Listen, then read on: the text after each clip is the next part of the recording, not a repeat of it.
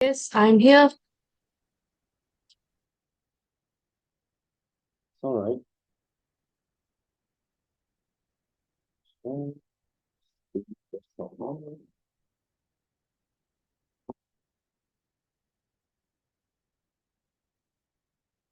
Welcome back. Just our dear friend to a microphone so they can hear your sexy voice. So they can hear your sexy voice. We choose which one to. You can choose up to you. You can choose progressive relaxation also can. Easier for you. I haven't demonstrated Dr. Flower yet, so maybe you still stick to the relaxation first. Oh, okay. Because there's only one method. Yeah. So.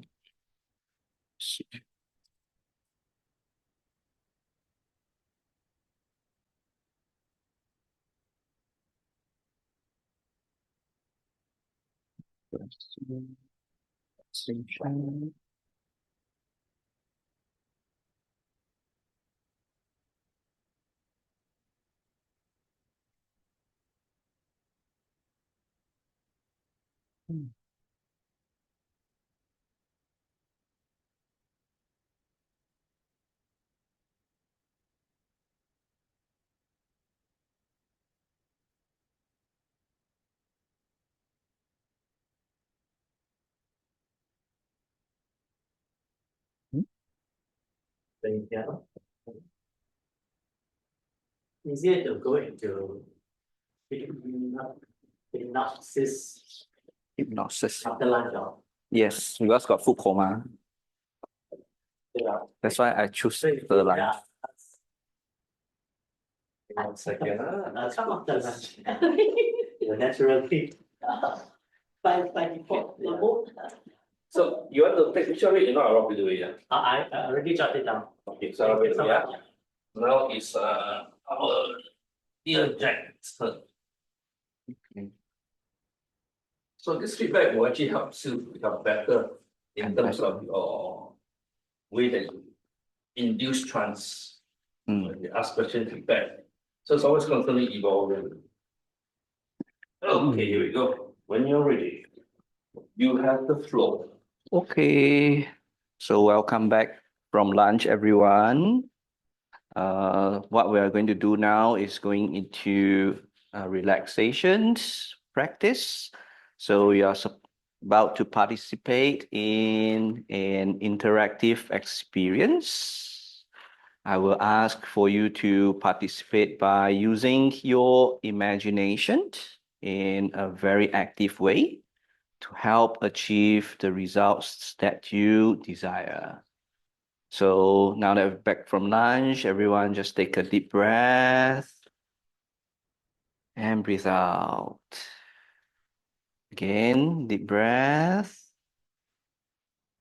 breathe out. You have not closed your eyes yet. Now is the time to close your eyes and relax.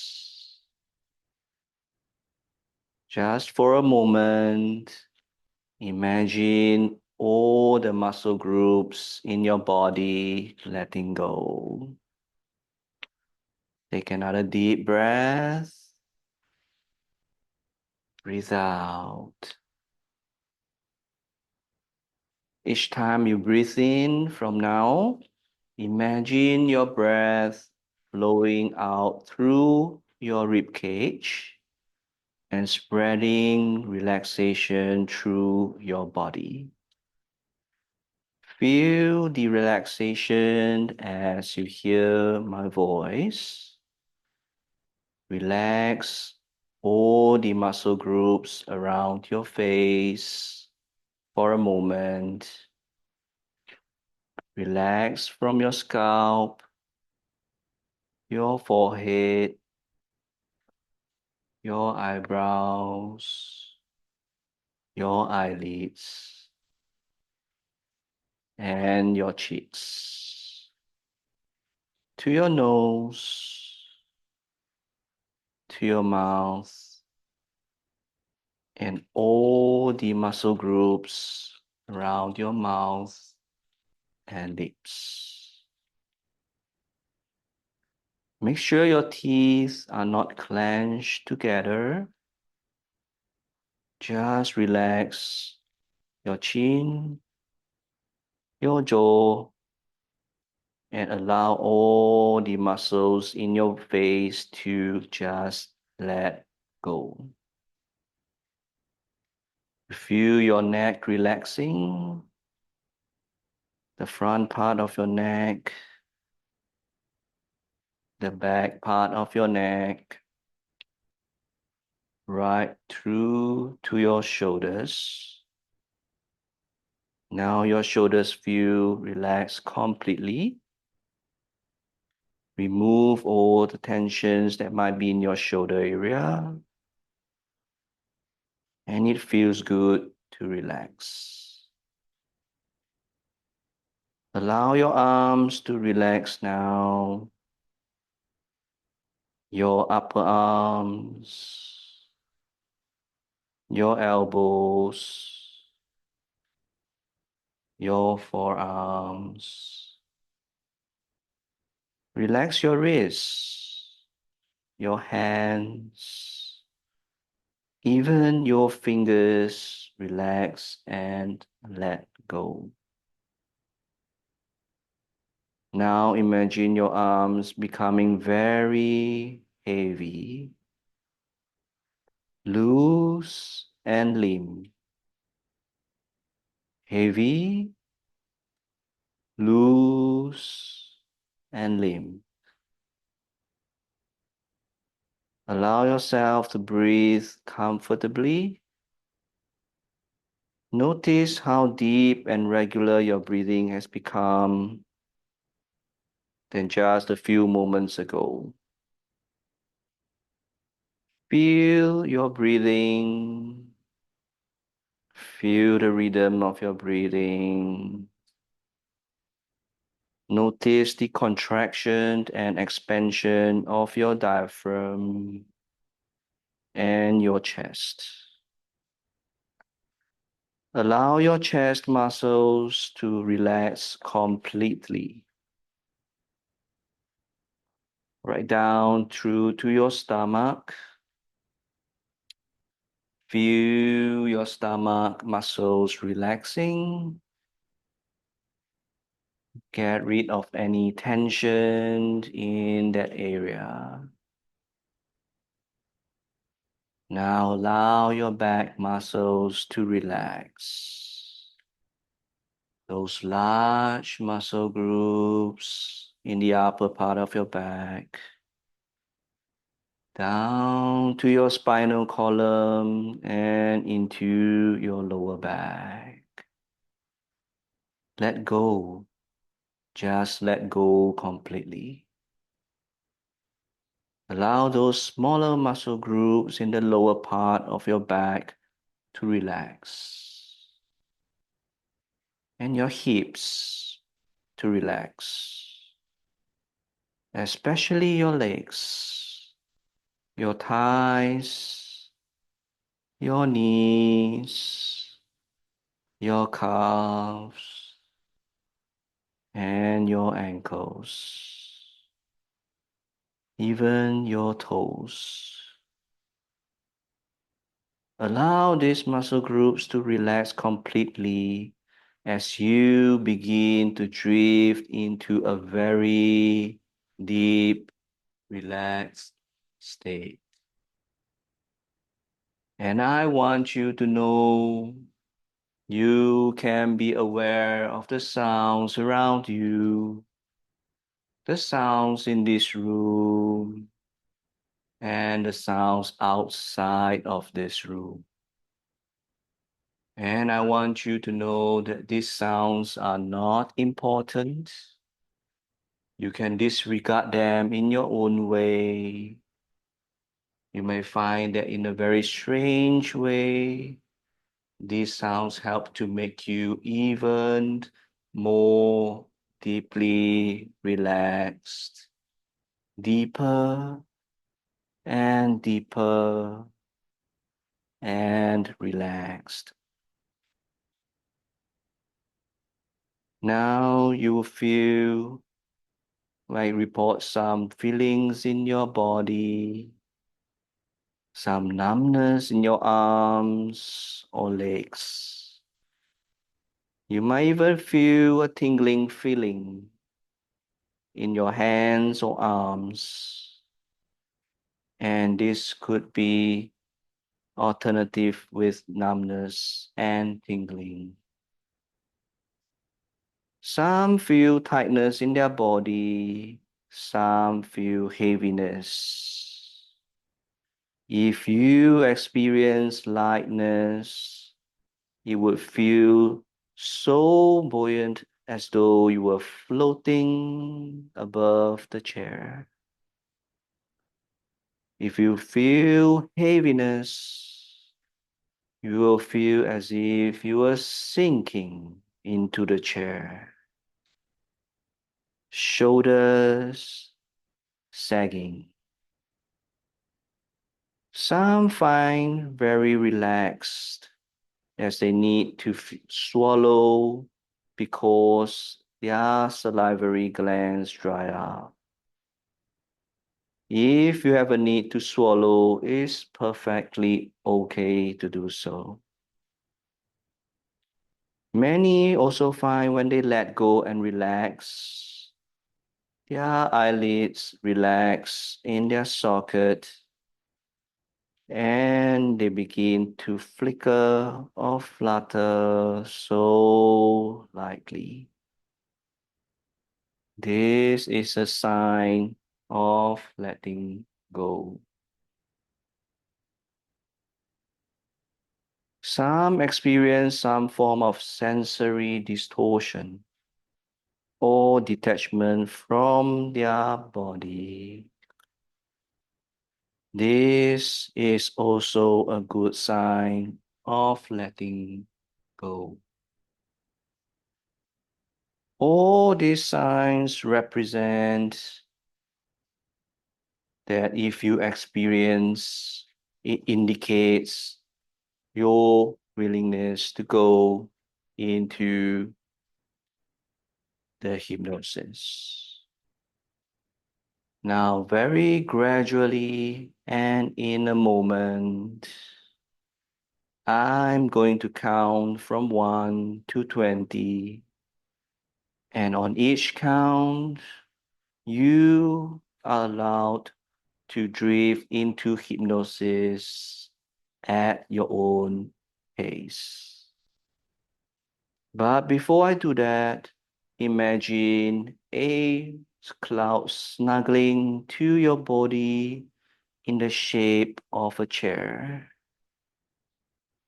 Imagine this chair has arms, very warm, very comfortable. It is your personal cloud. Notice how it snuggles up to your body, taking you to a very, very beautiful place. A special place in your life. A very comfortable place where you are happy, you feel good, and you look good. Allow this cloud to snuggle up to your body and take you to your special place where you're happy, relaxed, and very, very calm. Now allow yourself to be there for a moment as I begin to count. And you go deeper and deeper into hypnosis. 1. Deeper and deeper now.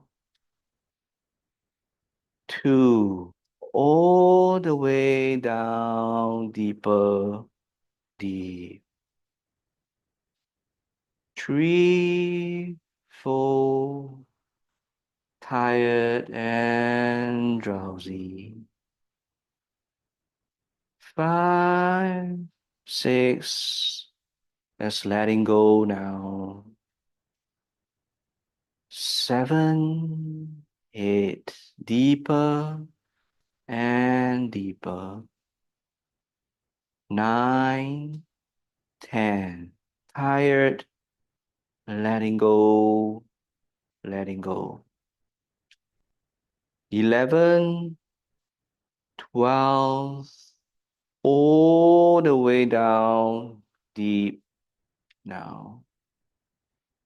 13, 14. Deeper and deeper. 15, 16, just letting go. 17, 18, deeper and deeper.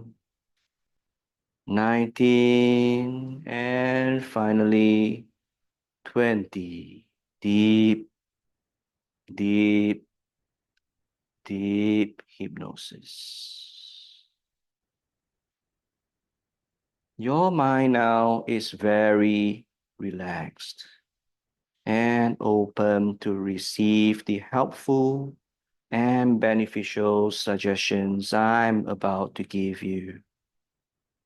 You may use these suggestions that apply now, and you may reject those that do not apply at this moment, but may apply at a future time.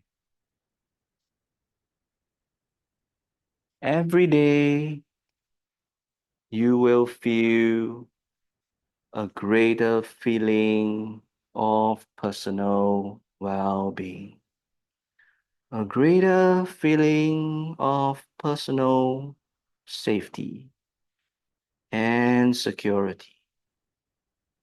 And you have felt for a long, long time. And because all these things will happen exactly as I tell you they will happen, more and more rapidly, powerfully, and completely with every treatment I give you. You will feel much happier, much contented, much more optimistic in every way.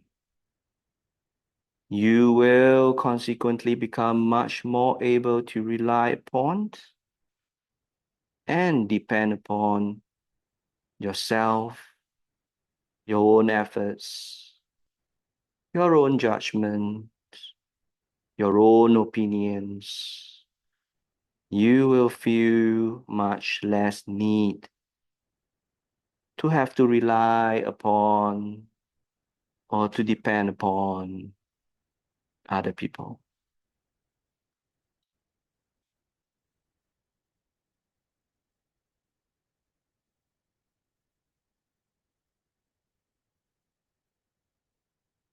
In a moment, I am going to wake you. You'll hear me count from 1 to 10. At the count of 8, you will open your eyes, and at the count of 10, you'll be fully wide awake. You wake up feeling fine, refreshed, and rejuvenated. All normal sensation will return to every part of your body, from the top of your head to the tips of your toes. You will be back with me in the present, feeling rejuvenated, as if you have slept for quite some time. So ready now? 1, 2, 3, waking up, waking up. 4, 5, 6. Waking up, waking up. 7, 8. Open your eyes. 9, 10. Wide awake, wide awake. Okay, welcome back. Give yourself a stretch.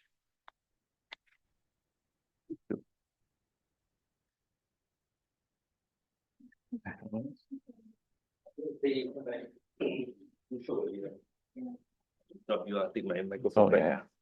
Take a microphone. So how did it go? How did you feel? Did you have fun? So excited. Feedback. I start with the feedback first. So what do you like about what he does? What could have done better? His voice is projecting. Good projection. Good projection. Okay. Hmm. Okay. What else? I don't have very. Other than you knock out already. Anything for him? That's it lah. Cannot be so short. I write so many things already. Yeah.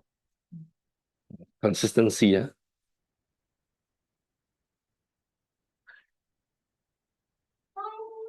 You what's not adding the manipulation of distraction? What's that?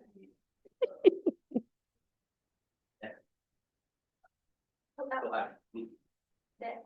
Yeah, that part. Oh, because I feel like the voice, there is changes in terms of that part when he talk about the distraction. Mm. It feels more relaxed and a feeling and but the very first paragraph, I close my eye but I can somehow feel that you are reading a paper for the first part. Whereas I think he has a benefit of the sound and all that, you bring people in very fast. So yours is like the first part have the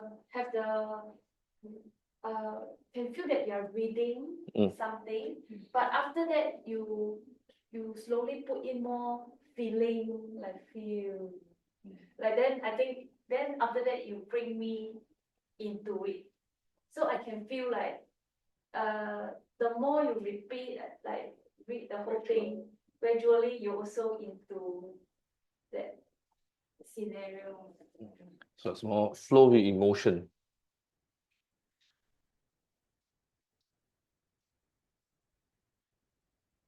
Anything for me? I think it was good and How far did you go? Or you were still in a light state? You're still in a light state. It's fine. At the end of the day, it's about how far you can go first. The more that you do, the better you become. So at this point in time, I know at the later part of the session, you started shifting your body. Yeah. Because you're feeling the tension coming out. When is it going to be over, right? sorry, It's all right. I apologize. There's no sorry about it, because at the end of the day, it's about how you experience it, you see. And it takes a bit of time. After a while, maybe by changing the space will help. Meaning maybe sitting on the floor, leaning on the, or if you like, we can actually bring a yoga mat for you to lie down if that works too. At the end of the day, it's about finding what suits you and then help yourself to go in deeper in that, and that works too. Okay. Anything for, sorry? I found it like very impressive. Like how come first time you guys can did it so well? So next week your turn, is it? Yeah, I find it very impressive. The idea is to give you the tools to start working on so they can start practicing it. We don't want to leave you hanging. So the hypnotist doesn't feel, the client may feel. So basically, you can go into a deeper or lighter state depending on what is there. The client will still go in one way or the other. It's just like how deep or how light, that's all. Like in her case, she can go in for a while, then she come out. This is possible. See? In your case, you went in for a while, then you went into a state where your eyes are fluttering. And you were controlling very much too.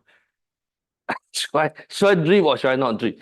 It's okay to let go. Even if you find a space to lean back, you might end up like Michelle. Once in a while. No, you didn't snore. You didn't snore, you didn't drool, so it's fine. But that can be arranged if you want. Like, something to really get it right. Correct. I also realized just now, the 1 to 20, I also start, drifted away, cannot get anything after that. So the structure is very simple. First, if you look at it, it's an induction stage, which is inducing eyes closed, preparing yourself. We're going to go through what is interactive experience, right? If you're according to the script. So when you started focusing on your body, go into induction part. Then you go into 1 to 20, the independent part. The elimination of distraction is about when the noise of the aircon fan comes in. So I asked him to use that as show him the screen of the script, so you can manipulate the noise away. And then you go into the post-synopsis suggestion you didn't use, but I'll talk more about it later on. Suggestion part we also didn't do, but the ego strengthening I give it to him to read through the last part, and then we look into awakening. So the structure is there already. Okay, so it's slowly feeding in. So if you look at it that way, technically you induce, you deepen, you awake. It still works because the structure is there. The rest of the parts can be shifted. Manipulation distraction can change any point of time. Someone dropping a pen, that's a distraction. So if you hear the pen dropping, you'll go deeper and deeper. So rather than you can use it to distract the sound away, that will work too. So anything what you said?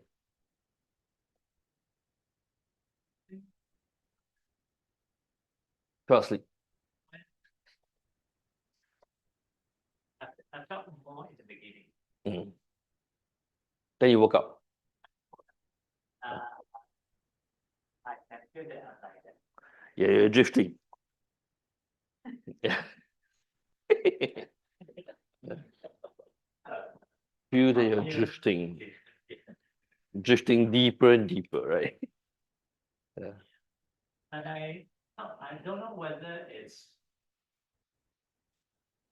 right or wrong, but it's just very personal. Mm-hmm. Because his tone is slightly, his color of tone is slightly higher, brighter. Mm. So I don't know, is it because of that? If I'm comparing yours and Nat, because this is 20 years now, you know how to manipulate, right? So his one is more, then I can feel like I will go inside. But yours is clearer. And I don't know whether it's because of that I'm more awake. Yeah. This is also something I feel. Mm.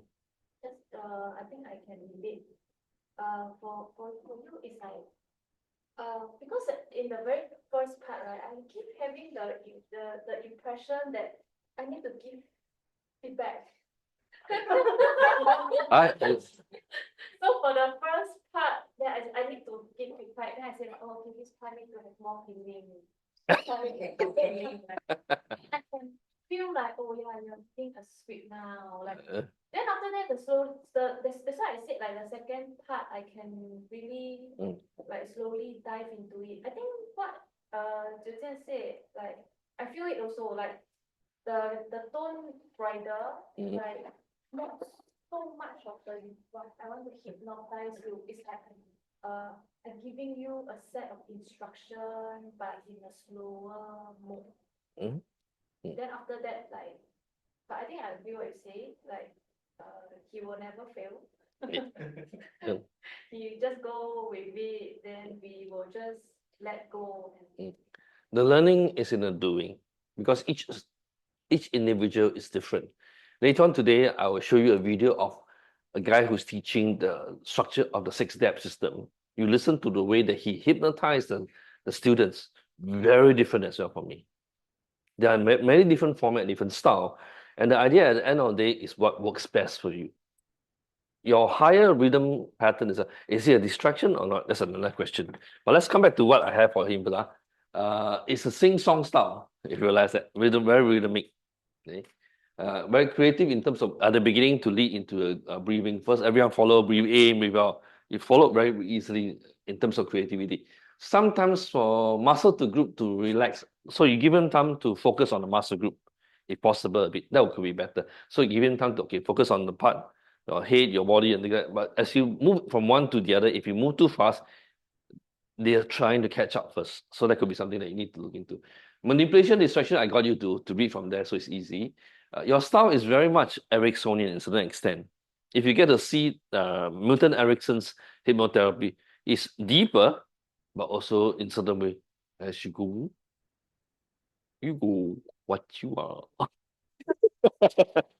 You get to see. Times I'll show you the video from Milton Erickson. It's quite interesting. He will speak in a very soft, slow, and very blurry way to an extent. Flexibility for change. You are flexible. When I give you the script online, you are able to immediately pop over and see. So you're flexible, which is good. Because at any point of time, your client can change state. So having the flexibility to shift you from where you are to what you're going to be is good, because that's how you learn. And sometimes the client, if let's say they have abreaction, suddenly bring them in and then they go in, wah! Started crying, then what are you going to do? So you have the flexibility to calm them down, bring them back. So the flexibility to change when I interrupted you with a manipulation distraction gives you control, which is good. Deep breathe with out breath. So when you go in deeper now, 1 to 20, focusing on out breath. 1, 2, as you breathe out. So a certain part is how you went into 1, 2, 3, 4. So you might need to slow down a bit depending, case to case once again. Ego strengthening, I gave you the script so you are flexible to type that in. Awaken part, you awake louder and faster, which is good. However, it could have, your awakening could be faster and louder earlier. Okay, so in a few moments time, I'm going to wake you. But at that point in time, you were still at a slow pace. In a few moments time, I'm going to wake you.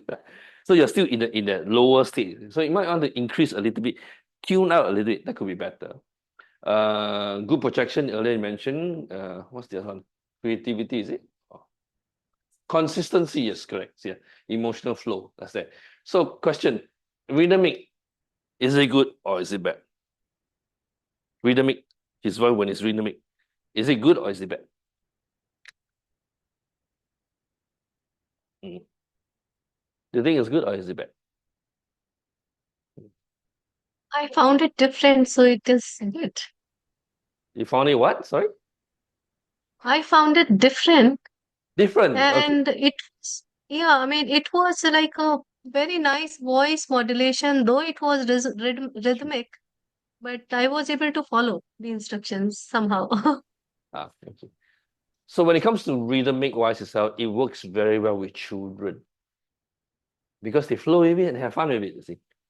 So you can work with that in that context as well. So that's why I came across female therapists who utilize it for children therapy can be very fast. Okay. So there are no right or wrong to it. That's why the question is it good or is it bad? Depends on case to case. Yeah, you're trying to fall asleep earlier, I mentioned. Cecilia nearly drift into that.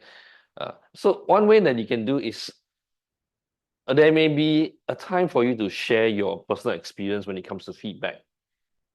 That is something that you can do after when you go into trance. It's perfectly fine for you to just let go. Experience it, have fun with it. Don't need to be too serious about, I need to give you back for this. Whatever comes, because I will be monitoring anyway, because I'm not going in as deep, so I need to monitor your outcome. So it's perfectly fine for that. Was it too draggy? Question. No, it's all right. It's okay for you, or is it too draggy? It's fine. Okay. So yeah, other than that, generally you're well done.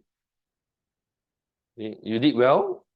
First time experiencing it, flexibility, control is good. Using scripts, whatever that is there, formulating, and of course it's very last minute for you too. So sometimes in life, you may encounter a situation where someone will tell you, oh, I have a talk that I need someone to talk about stress. Can you come in to give a talk and hypnotize everyone tomorrow? With whatever that you are there, you know that you can be on the spot do it whatever you can, because the client will go in one way or the other. It's just how deep or how light. Okay. Two questions, yes. What the two questions? Sound. Mhm. Because I think our tone, like now the way I speak and the way I try to hypnotize my audience or clients may be different. Correct. Like, tone, whether I want to use like a deeper voice or a lighter voice, like am I supposed to create my own style? There are many ways that you can go about as a hypnotic voice. So usually hypnotic voices tend to be deeper, lower, rather than higher pitch. However, doesn't mean that it cannot be done. So it depends on what do you want to drive across. You can come up with your own formulation where your voice, if you are speaking in a higher pitch, but you want them to go into a more calming, more relaxing stage, that might lift them up because higher pitch tend to be more uplifting energy. Correct? Lower tone tend to be lower energy, tend to be deeper and more calmer. So it depends on what you want to drive across. Doesn't mean that you will not work, it still work, right? Okay. So it depends on what you want to work on. Now, training, voice training is also very useful. You can pick up from there on how to do voice that can be more driven in the direction of hypnotic voice. You can Google for it. There's available course as well. Yeah. Tuesday can open the class. How to speak like me. Just now, actually, it's fine. It's different. It's a different speaking voice. What I usually talk. When you look at the voice that you project and the way that you talk, it's very different from the way that you bring a subject into trance. Yeah, because I felt maybe because I've read some, I've seen some videos like, oh, they taught you that manner, and I kind of, because as a vocal coach, I felt, oh, I know why she's using that very really dreamy voice, and some is different. They have kind of like a vibration voice. Vibrato, is it? Yeah, what I heard from my own Vipassana as well. So the different kind of voice, it kind of brings you into different. Correct. Yeah. So I guess maybe in the beginning, we should do our homework as in understanding our own voice. Right. And one of the requirements for the homework is to record your own voice. Okay. So when you record your own voice, you listen to your voice, you go, I sounds like that. But once you start to appreciate and accept your voice for what it is, then you can come up with your own rhythm, your own tone, your own format that best suits you. It's quite normal that usually in the beginning, you will find it funny listening to your own voice. But you just got to go through that. Because if you are not comfortable with your own voice, then your listener or whatever you are sending out a message might not be or receiving what you are trying to say. Yep. Another question, Yes. What was the second question? make them go too deep, like because you said like go deeper and deeper and deeper. Then what if the person fall asleep and we didn't meet our objective to Very give good. them the message? So when it comes to a subject pertaining to this, once again, depending on what you want to drive across during your session. If your session is to help the client sleep, then what happens? Helping them to go to the level where they are comfortable enough, you embed the suggestion that's necessary to help them sleep better. And if they drift to sleep, whatever information you go in doesn't go in, but he or she still sleep, right?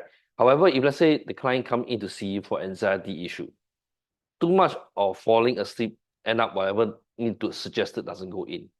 So it's best to bring them out a bit. So as you are more aware of my voice right now, I would like you to just simply open up your eyes and look at me, and they are still in trance. Doesn't mean that their eyes is open, but you can see that they are more dreamy. In the video Mythbuster, where the guy was first hypnotized, he's the best subject, the Chinese guy or the Asian guy. As he was waking up, he was going a dreamy state. He's still awake. So the time when you awake the subject up, the few minutes when the client is awake, he is still in light trance. So whatever you do, you can also give suggestion back. So like what I usually do is after I wake them in 1, 2, 3, about 9, 10, wide awake, right? Okay. As you stay awake right now, you might be aware that basically what I did for you earlier was I help you to do this. So I rephrase back those things I did for him in the session. So he gets sinking deeper. So yes, you if they fall asleep, you will be aware lah. The breathing will become even more deeper. You literally knock out lah. Okay. And it's a hard time trying to wake them up. Okay. I have clients who I have tried waking them up 4 or 5 times, they couldn't wake up. So what happens if they don't wake up? Call no, you don't call ambulance on that. Physically touch is not a good idea. So what happens is basically there are a few ways that you can do. One way is basically you can, if you have a fan, you blow a fan. So they are aware that there's a change in terms of temperature or the wind. That's one. Second way that you can do is basically you say certain things. And I know that it's so nice for you to stay in this wonderful, relaxing state. But I'd like to let you know that I still charge 200 per hour. Why physical touch not important? Why not physical? Yeah. So even though you may have permission, now bearing in mind certain client may have certain condition in the past that can be traumatic due to waking up. An example, I was in the forces for 8 years. So during one of the time when I was in the forces, I was waking up to take over the routine because our routine can range from about 3, 4 a.m. in the morning to take over the shift and things like that. So the first thing when I was awake, what do you think the first thing I did? I pulled the guy by the collar, give him a punch. Because it's very reactive. So sometimes the client may be due to certain past experience, when you shake them to wake up, they get affected by it, and then they jump into a state, an organized behavior. So if possible, wake them up gradually. Tapping can be a way, but best usually I don't do. That's another way. Yeah, you can use a sound. As you hear the sound, you can bring yourself in there, right? Yeah. So like the last time I used a symbol for one particular student who had a hard time trying to get out. He's going into this deep meditative state very easily. So case to case, once again. You can also condition in such a way that whenever you hear the bell, you'll get slowly awake. That's another way too. So whichever way suits you, it's about creativity and flexibility. Cool? Okay, so let's come back to here. Right? So Dr. Flower is in your script book. I think it's the first one on page, the blue one.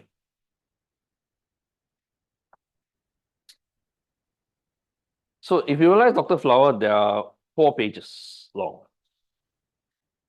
There's page 1, page 3, and then we'll end up with page 6. So page 3 is the sequence of the event. You lead them into the introductory state, the future tense stage, and of course then the present tense stage, followed by the awakening stage. So if you look at it earlier, we talked about this earlier. Right? The 3 stages, 3-step induction in a book. So all they need to do is basically the first process is when you look at the script, it says here, look at the wall in front of you as though you're looking through the wall at a very pleasant scene. So the first part of page 3 is for you to read to the client, to explain to the client. You're not bringing the client into trance yet. Okay? So look at the wall in front of you as though you are looking through the wall at a very pleasant scene. Look at the scene in a vague and dreamy way. Soon, you find all the muscle group in your body will relax. Your facial muscle will relax. Your arms will relax. Your legs will relax. Your whole body will let go. And soon, you will close your eyes and go into a sound, peaceful, hypnotic rest. Page 3, yeah? Page 3, if you can find it. And in a moment, I'm going to count from 1 to 20. On each count, you open up your eyes. And in between count, you open up your eyes. And sometimes before I reach the count of 20, maybe 15, maybe 10, and maybe even 5, you close your eyes and go into a deep, sound, hypnotic rest. So in what sense? Then you can see the word at the bottom, demonstrate my modeling for a count of 1 of 3. So like for example, see, in the moment I'm going to count from 1 to 20, right? On each count, you open up your eyes. And in between count, you open up your eyes, right? On each count, you close your eyes. And in between count, you open up your eyes. So it looks like this. Okay, 1, eyes closed. 2, eyes closed. 3, eyes closed like that. Get it? So you explain to them how the procedure looks like. Page 3 of it. Can you see that? 3 and 4. So page 3 is basically for you to explain. Then page 4 is for you to do the process. So you know what is it like. Page 3 and 4 is the same, exactly the same. It's just for you to know that basically you do 3 first, then followed by 4. Okay, so now when you're ready, let's do this. Okay, look at the wall in front of you as though you're looking through the wall at a very pleasant scene. Look at the scene in a vague and dreamy way. And soon you'll find all the muscle group in your body will relax. Your facial muscle will relax. Your arms will relax. Your legs will relax. And your whole body will let go. And soon you'll close your eyes and go into a sound, peaceful, hypnotic rest. In a moment, I'm going to count from 1 to 20. On each count, you'll close your eyes. And in between counts, you'll open up your eyes. And sometime before I reach the number 20, maybe 15, maybe 10, maybe even 5, you close your eyes and go into a sound, hypnotic rest. Now your muscle groups are relaxed. Now we are at page 5 already, yeah? Okay, now your muscle groups are relaxed. Your face is relaxed. Your arms are relaxed. Your legs, your whole body has let go and relaxed completely. 1, eyes closed and open. 2, 3, then let it continue to count until 10. Completely count all the way to 20. Right, page 5. Okay, then once you take control, keep them closed and go into a deep hypnotic rest, into hypnosis. Okay, now each time you go into hypnosis, you go into it much easier and much deeper. This is a post-hypnotic suggestion. So next time when they come into hypnosis, it becomes easier for them. That's the idea. Okay? So once you completed this, page 5, then you go to page 6, which is awakening script. In a moment, I'm going to count from 1 to 5. And at the count of 5, you'll be fully awake. Your mind will be full, clear, and alert. You'll feel wonderful in every way. You're starting to emerge from hypnosis. 2, feeling wonderful in every way. 3, mind is clear and alert. 4, eyes starting open now. 5, eyes wide open, fully awake now, and feel fine in every way. Feels wonderful, doesn't it? Okay? The 1 to 20, right? The eyes will actually, at the count, what happened at time don't notice.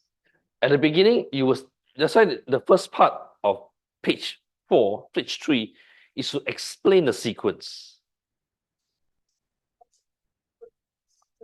Doesn't matter because remember in the second part, maybe at 5, maybe at 15, maybe at 20, maybe at 10, maybe even at 5, you close your eyes and go into a deep sound. So even at 3, guys, that's fine too. But you still carry on counting because the eyes is closed already, but it's in a dreamy state. You're still going, 10, 11, things like that. You're still counting. So it became a form of deepener, if you look at it that way. Correct? So what you mean is whether they open or not open, we will just continue counting. Yes. Just we give the instruction that they are supposed to Keep. open. Yes. They might just open and gradually they will open lesser and lesser. Correct. The concept is basically based on this thing called fractionation. As you open up your eyes and you count 1, after a while it becomes more difficult for you to open and go 2, then 3 struggling, 4. By the time you want to try open, you cannot. So the more that you try, the more easy that you go into it. So in that sense, you are actually making them to go deeper. Get it? And for hypnosis, one question, do we remind them about the breathing or we just let them do it naturally. We let them do naturally. Okay. Because basing on this script, you don't need them to ask them to breathe accordingly lah. So based on this script, Get alone, their correct. Yep. better. However, say this is only one set of script. As you evolve into a better therapist, you are creatively create any format that was best suits you. Very seldom do you do the other one, the E something script. Is this? I mean, this one is not. This is based on American system under NGH National Guild. So earlier one is a BSH system. You have, if you look at it, this one. So the induction is basically getting them to look at the wall in front of them, right? Deepener is when you count down from 1 to 20. You can add manipulation distraction if you want to, because of the noise. The post-hypnotic suggestion is in page 5. Now, each time you go into hypnosis, you go into it deep, faster, and deeper, right? So that's post-hypnotic suggestion. Then comes the suggestion part, which whatever that is the client's case, that you need to work on, because they're already in the deep state. And then you add the ego strengthening or the post-hypnotic suggestion, and then you wake the client. That's it. So the awakening client is in page 6. So by the time when you hit 5, after the post-hypnotic suggestion, you still have suggestion and ego strengthening that's missing. This part is based on the client's need when they come and see you. So you can change according to what works for them. Get it? Can? So what you meant, Dr. Flowers, is actually DSCH. No, I'm using Dr. Flower to explain to you that it is also part, it can be inside there. If you realize that its induction is when you ask them to follow the look at the wall in front of you in a vague and dreamy way. That's instruction, induction. Then when they go and your eyes close, right, you go into deepener 1, eyes open, close. You are indicating bringing them into a deepener state. Right? There's no manipulation or distraction in this script. You can manipulate the distraction if you want to. If not, it goes straight into post-hypnotic suggestion. Every time when you go into hypnosis, deeper and quicker, right? After that, the part is missing already until you wake the client out. Just now the script that you Mhm. used to practice on Oh, also is NGH. it's still NGH. The one is still the same as yours. Progressive relaxation. Yeah, it's NGH. It's based on the is it blue script? No. I think it's all blue, right? Can I borrow you for one, Michelle? I just go through for them to see what is it like. Or you want to see yourself? Don't need. Just the Dr. Flower. Very easy. So I get them to see what is it like. You can look at the wall in front of you, which way, I think easier to see this wall, I think. So they can see. Yeah, see, they can see the wall. You can see Pamela too. So this part, let me see whether I can see. I think I know. 1 minute, put this away so that I can still show them that I'm doing this. Give me a second, I put my screen off so that they can see what is it like. Virtual. Michelle already so relaxed already.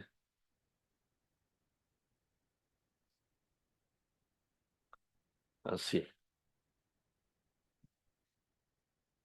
I think maybe you face this way instead so that they can see you. Sorry, okay, I'll get you up so they can see you. Okay, here you go. Yeah. Okay. So first thing, basically, we go through you page 4 and 5, 4 first. 4, 5, 3. Yeah. So you ready, Michelle? Can see that? Okay. Now allow you to look at the wall in front of you. But this one, I'll explain to you first. I'll look at the wall in front of you as though you're looking through the wall in a very pleasant scene. Any pleasant scene that you like can be seen from a past, from relaxation that you're most comfortable with. Look at the scene in a very vague and dreamy way. Okay, and soon you'll find all the muscle group in your body will relax. Your facial muscle will relax, your arms, your legs will also relax, and your whole body will let go. And soon you'll close your eyes and go into a sound, peaceful, hypnotic rest. And in a moment, I'm going to count from 1 to 20. On each count, you open up you close your eyes. It means on each count, you close your eyes. And in between count, you open up your eyes. Okay. And sometimes between the count of 20, maybe 15, maybe at 10, or maybe around 5, you close your eyes and go into a sound, deep hypnotic rest. So how it works is basically on a count from 1 to 20. So when I say 1, for example, your eyes close. And your eyes open again. 2, like that. Okay? Good? Okay, great.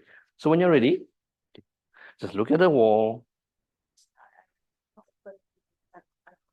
You knock out already. I'll start to wake you up. No, you can. Sometimes certain clients they are so comfortable and they are very already at ease in the space that they are in. They can choose to close your eyes all the way. It's fine too. Okay.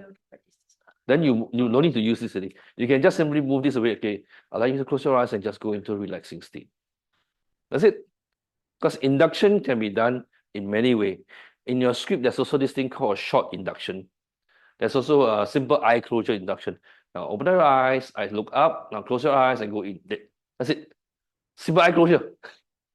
It still goes in. That's only the induction part. So you ready? No, we're going to do the total flower part. Okay. Okay, you ready? Okay. Now look at the wall in front of you as though you're looking through the wall at a very pleasant scene. Look at the scene in a vague and dreamy way. Soon, you'll find all the muscle group in your body will relax. Your facial muscles will relax.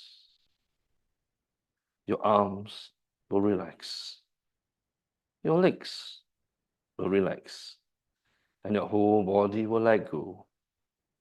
And soon, you close your eyes and go into a sound, peaceful, hypnotic rest.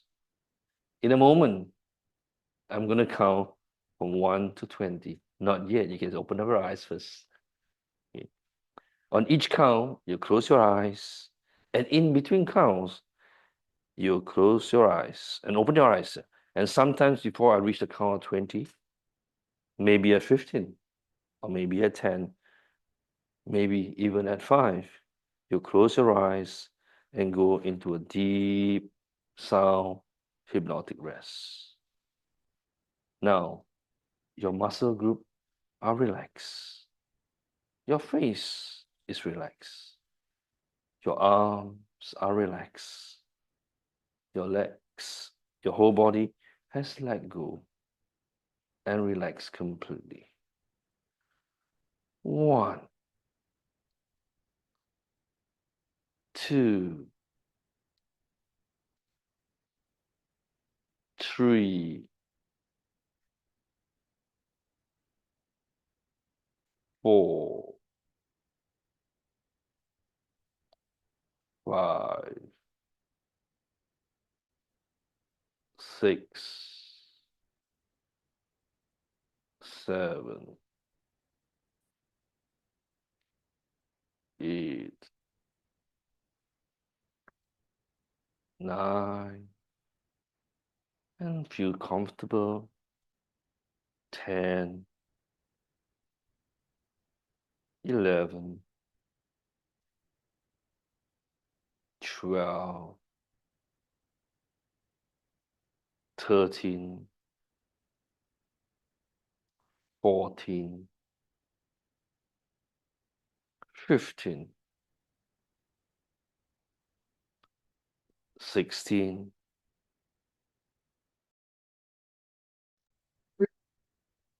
and 20. You may be aware of the noise and just completely ignore them as you focus on my voice to go deeper and deeper. Let your eyes remain deeply closed. Keep them closed and go into this deep hypnotic state. Now, each time you go into hypnosis, you go into it much easier and much deeper. That's good. In a moment, I will count from 1 to 5. And at the count of 5, you'll be fully awake. Your mind will be clear and alert. You'll feel wonderful in every way. 1, you're starting to emerge from hypnosis. 2, feeling wonderful in every way. 3, your mind is clear and alert. 4, eyes starting to open now. 5, eyes wide open, fully awake now. And you feel fine in every way. Feels wonderful, isn't it? Welcome back. Simple, right? Except the introduction from your recording has begun. So from 1 to 20, if you reach a certain point itself, where the eyes close, you are taking control already. Good? Okay. Actually, I feel the effects of the eyes open and close. Mm-hmm. As you say one, then as I also follow. I Yep. feel I really go into, very into the deep states, like going, yeah. If you look closely enough, when I count from 1 to 20, at the age of, I think about 8, eyes closed already. Even when I count 9, the eyes were still struggling to open a bit. 10 and things like that. So they are still following instruction. It's just that their eyes is so heavy and droopy. They just don't go in. Yeah, that's it. Thank you. This Sorry? one is looking at the Wall. There's a loss of focus attention on the wall. There's also focusing on the numbers. So my another question is, so in this version is the wall, Hmm? and like a practitioner, like they can have other pictures, Hmm? like something very calming and soothing, catering to what you might benefit after understanding your client. Yep. And you would use something beside the white wall. You can, however, bearing in mind your perception of whatever that you think is good for the client may not necessarily be so. For example, you may feel peaceful scene of the Hawaii, let's say maybe the beach in Hawaii, swaying palm tree, looking calm, peaceful, correct? To the person, maybe there was a death scene that he saw over there, it became a trauma. So that's the reason why the script says that look at the wall in front of you in a vague and dreamy way. So you don't see the actual scene. At the same time, it's based on a scene that they create. At a very pleasant scene, and a scene in a vague and dreamy way. So the pleasant scene is to them, not to you. So their perception at that point of time when they create a vague, dreamy, and pleasant scene can be anything. It can be a scene of them playing with the child when they're happy, correct? It's a very pleasant scene. But that scene, you can't find a picture and put it up for them. So the pleasant scene is to the customer's own Perception, yes, perception. correct. So it like trigger, Mhm. so he or she in his mind will come up with his own pleasant scene. Correct. Your own pleasant scene. Why Dr. Flower? Very good question. Months ago, when I was told to ask this question, why Dr. Flower? If I remember correctly, one of the hypnotists who wrote the program is called Dr. Daisy Flower, I think something like that. Or I couldn't remember the first name. In your later, I'm going to send you the link for the Dropbox. There is a book by her. So she's actually called Dr. Flower. So it's an induction by this person called Dr. Flower. Not because purposely say flower lah. Sydney Flower, I think, yeah. Yes. When you count down and open, close your eyes, Hmm. and let's say you reach until 15 and the person still open, Ah. Mhm. then and let's say they really close at 19, Hmm. then do you not have enough countdown for the evening stage, or do you continue countdown or you? So like in her case, when I reached about 8 itself, we can see that she's still trying to open and close. What I did was basically, I can suggest, follow your eyes, or I can also go through this as well. Now leave your eyes and just close all the way through. You can also do that, flexibility. So when your eyes stay closed throughout.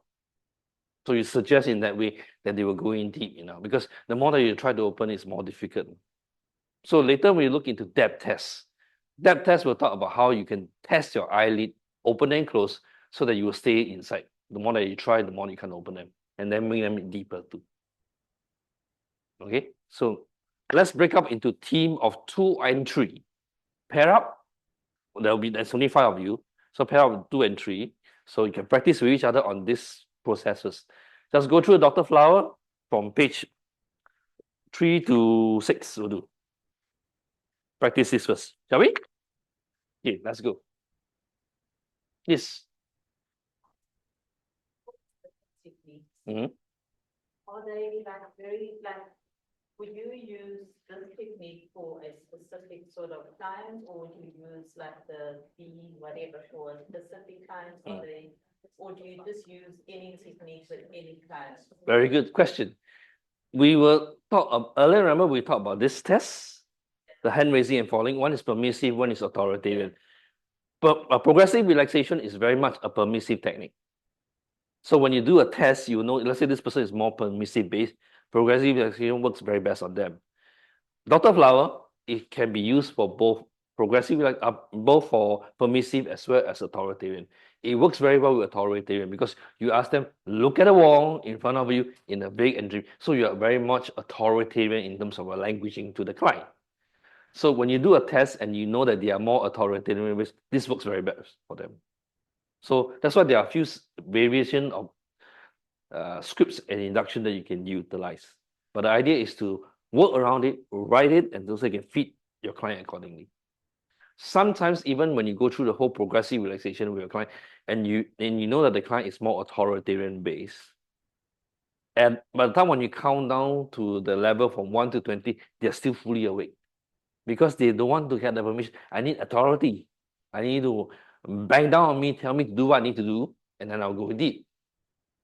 Okay. So it's perfectly fine because even when they are in that state, the idea is about flexibility. So if you know that at the point of time when their eyes in that relaxation state, they are still not going in, then what do you do? Switch around in one sense. You can tell the client, okay, now as you begin to do this, I'd like you to open up your eyes and close your eyes and follow my voice as I go into. Eyes open, eyes closed, going deep. So you're giving direct suggestion, which is a very authoritarian permission. So when you're doing the progressive relaxation, you're still not getting there, then you change the way you language your script to feed the client. Yes, back to your question. Does that answer your question? Yes, but this is also, so this one would be for a client that, okay, where you're gonna use authority, but it would also be somebody who's, you know, we did the 5 senses, so you'd also take that into account as well. Yeah, of course, of course. Because once you bring them deep, Yeah, then you can, because the idea is when you practice this, the whole induction until the point where you use the post-hypnotic suggestion, page 5, when you hit the post-hypnotic suggestion, you still need to work on the client's need, correct? This part is only teaching you how to do bringing the subject into the client and bringing the subject out. So it's only the induction process at the deeper part. It doesn't work on giving the suggestion to the client yet. If the client comes in with, let's say, anxiety issue, then after your post-hypnotic suggestion, you'll be aware that whatever I say will help you to go in deeper. And you know that in the days and weeks and months to come, you'll become more calmer, more relaxed, more in control in your anxiety case. Sleeping problem.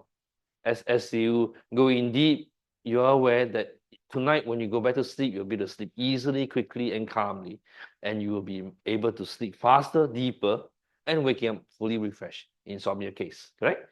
Anger management, you stay calm and relaxed, able to manage the emotion state that you're in. So your own the suggestion part. Okay, let me see. Where is it? Hang on, Let's see, where is it? Hang on. Here we go. So the part, here you go. So the whole Dr. Flower is only until here, deepener and awakening. So your suggestion and your ego strengthening is not there yet. Because each case is different. Right? Cool? Okay, let's break up for exercise. Form into group of 2 and 3. Yeah.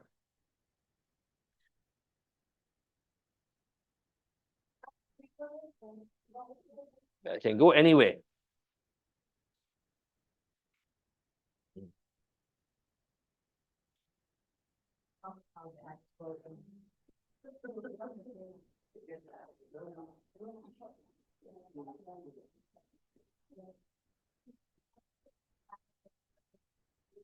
Jack is already excited to play. Fun. Just read through.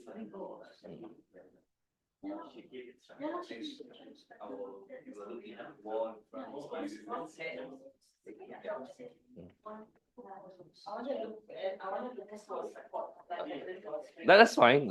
You can choose the side of the.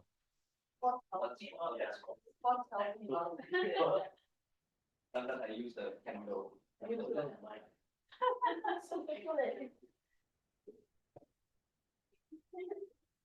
See the wall in front of you, and so you are looking to the wall in a very flexible scene. You will look into you have to see in a very vague hand. Then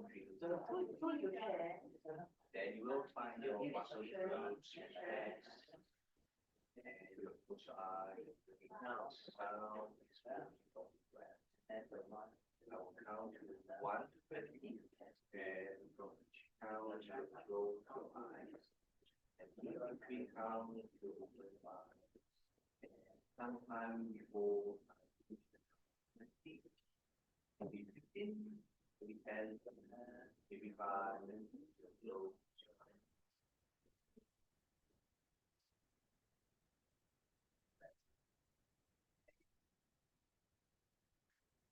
Points at the wall and run blue, and so you are looking through the wall.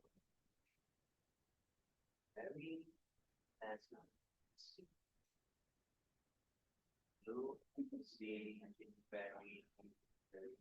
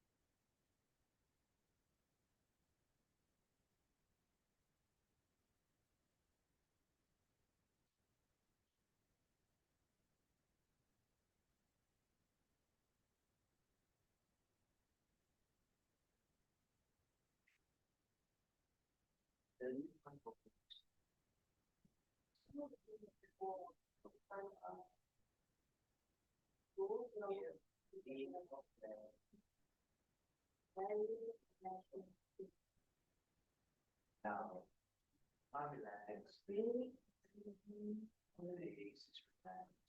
Soon you will find all the muscles in your arms will relax. Your muscles will relax. Arms.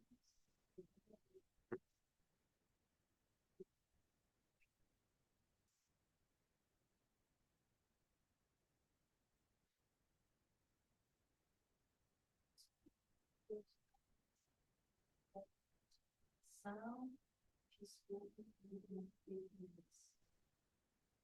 In a moment, I'm going to count from 1 to 20. From each count,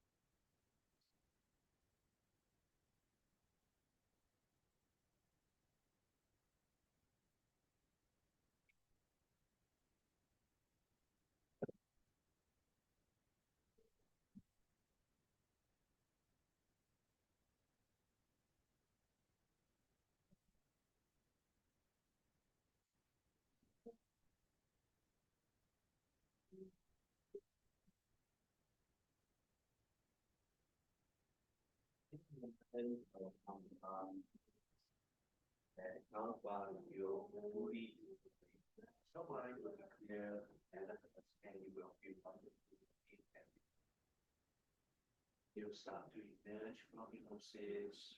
One, you start to emerge. Two, three, one. I will count to three. Mind is clear. Four, and starting to open. Five, eyes are wide awake. Fully open. Feeling fine and good in every way.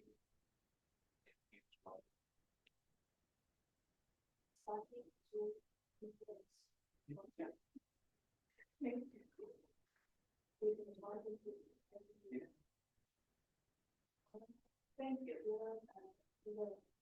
Actually, I very welcome.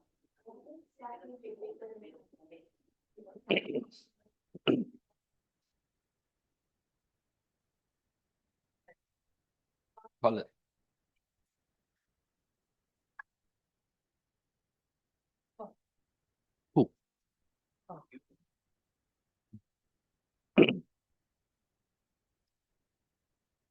好了。 Oh, yeah, thanks so much. Oh, I'm Depends on how you look at it. For me, I like to use the word deeper. For example, every time when you hear me say the word deeper, for the purpose of hypnosis, with your permission, you will be able to go in deeply, quickly, and calmly, and your body will relax. So that's supposed to be under suggestion. Certain therapists like to do every time when you hear me snap, you're going deeper. Double snap to wake you. So that's also possible. So there are many ways to post hypnotically at the suggestion that you want. The post hypnotic is to help the patient. It's like conditioning, Oh yeah. like anchoring it. So you anchor certain requirement. You see. So when you tap that, you get it. When you hear my voice, you go in. Things like that. All these are post hypnotic suggestion. So does it in actual practice someone who goes into hypnosis regularly or often is much more susceptible to future. Correct. More susceptible, correct.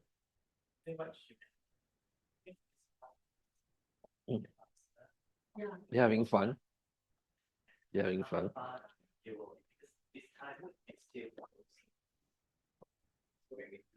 Maybe the government have got some secret plans to start to like anchor everyone.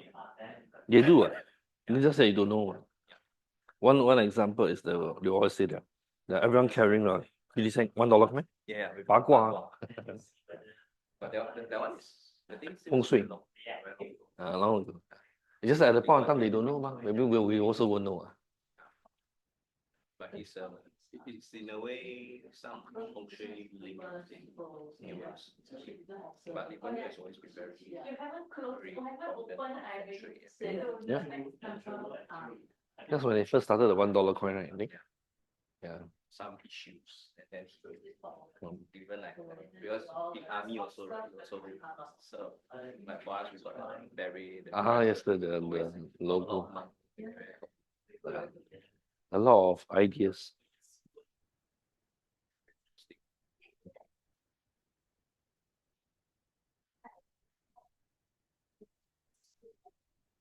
After a weekend, I still use simple like and still continue to hypnotize you, but actually it should be awaken you.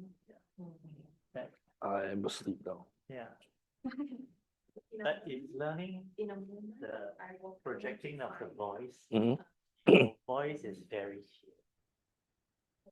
So I don't know for hypnotism, because even From the diaphragm. even if you are still the diaphragm, but from the dantian, but if you are not, it will be everything is from here. Then it's very Airy very flat. fat. There's no weight. Yeah, because even using diaphragm, even you are soft, it still travels. So that's, I think, it's easier to. That's what we want to achieve, to receive. Because if not, 太散, if you're not using diaphragm, then the voice doesn't have weight. 一出去就懂，一出去就。Yeah, then 他也接受不到你的东西，a bit too light like，没有重量没有重量，声音轻还是可以有重量，是Now, right now is So maybe when your homework is training of how to engage to your 丹田 diaphragm. diaphragm. Yeah. Now, Diaphragm is 3 fingers underneath your navel. 丹田下面。 Yeah, the 3 fingers underneath your. like people that can speak. You should do support it with your breath also when you breathe. So it's actually the belt area, you know, the 裤头啊，裤头的部分。You should feel the expansion over there. To simplify, actually, you should feel not only the front part, but also the back. So that's your homework, how to feel. But the back part, usually we can't feel it as much as the front, because the back is the bone. So it cannot expand. But it doesn't mean that it's not, or it shouldn't, because the front part is the muscle. The muscle is easier to expand. Yeah. So, but it should be 360 degrees. Good expansion, then you use that strength to project your voice. Do the exercise using that first. When you eat too much Kong Bao, you also expand 360 degrees. That's why it's not suggested to have a full stomach when you do any Breath work. use of voice. Because if you are using the right way, you are using this part. But if you are too full, your digestive system is too you are also want to do another work, so you are actually giving too much load to your system. Yeah. You got that? So that adding on weight to the voice maybe isn't that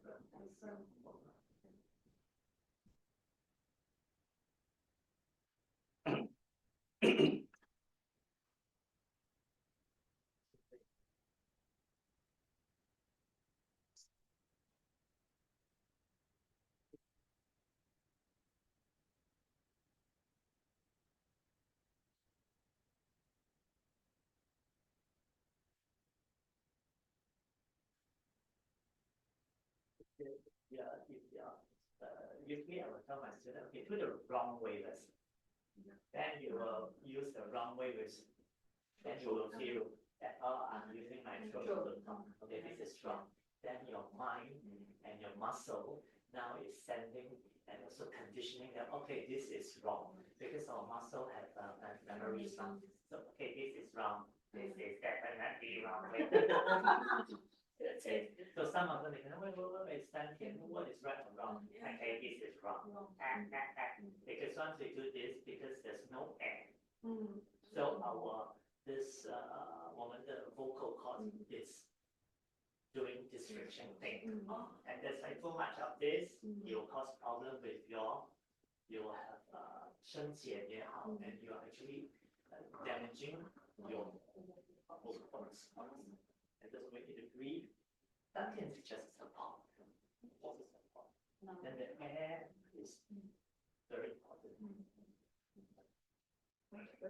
Look at this wall, like distraction in the room, as and it's looking through the wall. And every sentence.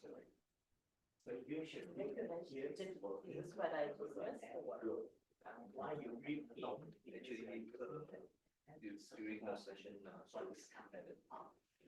Yeah, I mean, I'm not doing anything with you. You know, when it was to look at the long run, when you got to, You will not sound. when I got I must be honest, this one works a lot. let me get a chair. Sorry, and I have the university, my favorite. Very narrow. It doesn't have the right. But this one.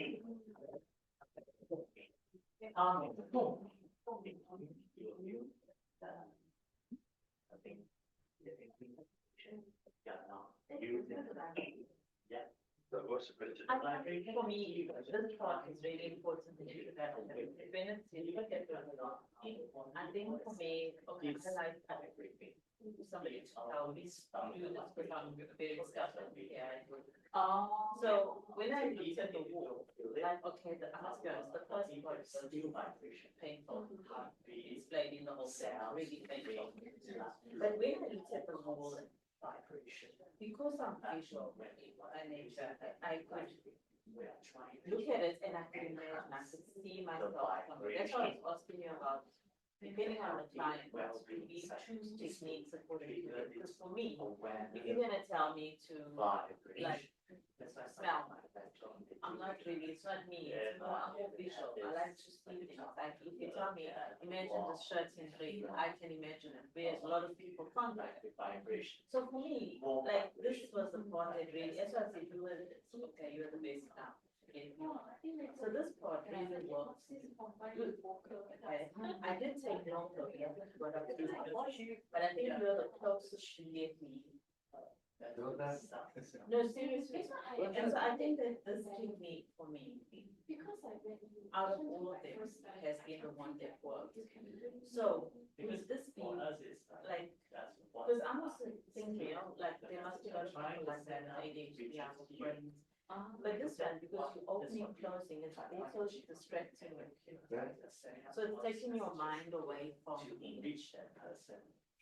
like if my eyes are closed, how do you usually not to think of all the things that I no, my brain is special. But because I'm opening to some level, it's like I'm focused, like you were saying just now with the shoe thing. It's the same thing. It forces me to focus on the open that so I'm not drifting away from the process, I'm actually staying with the process by good.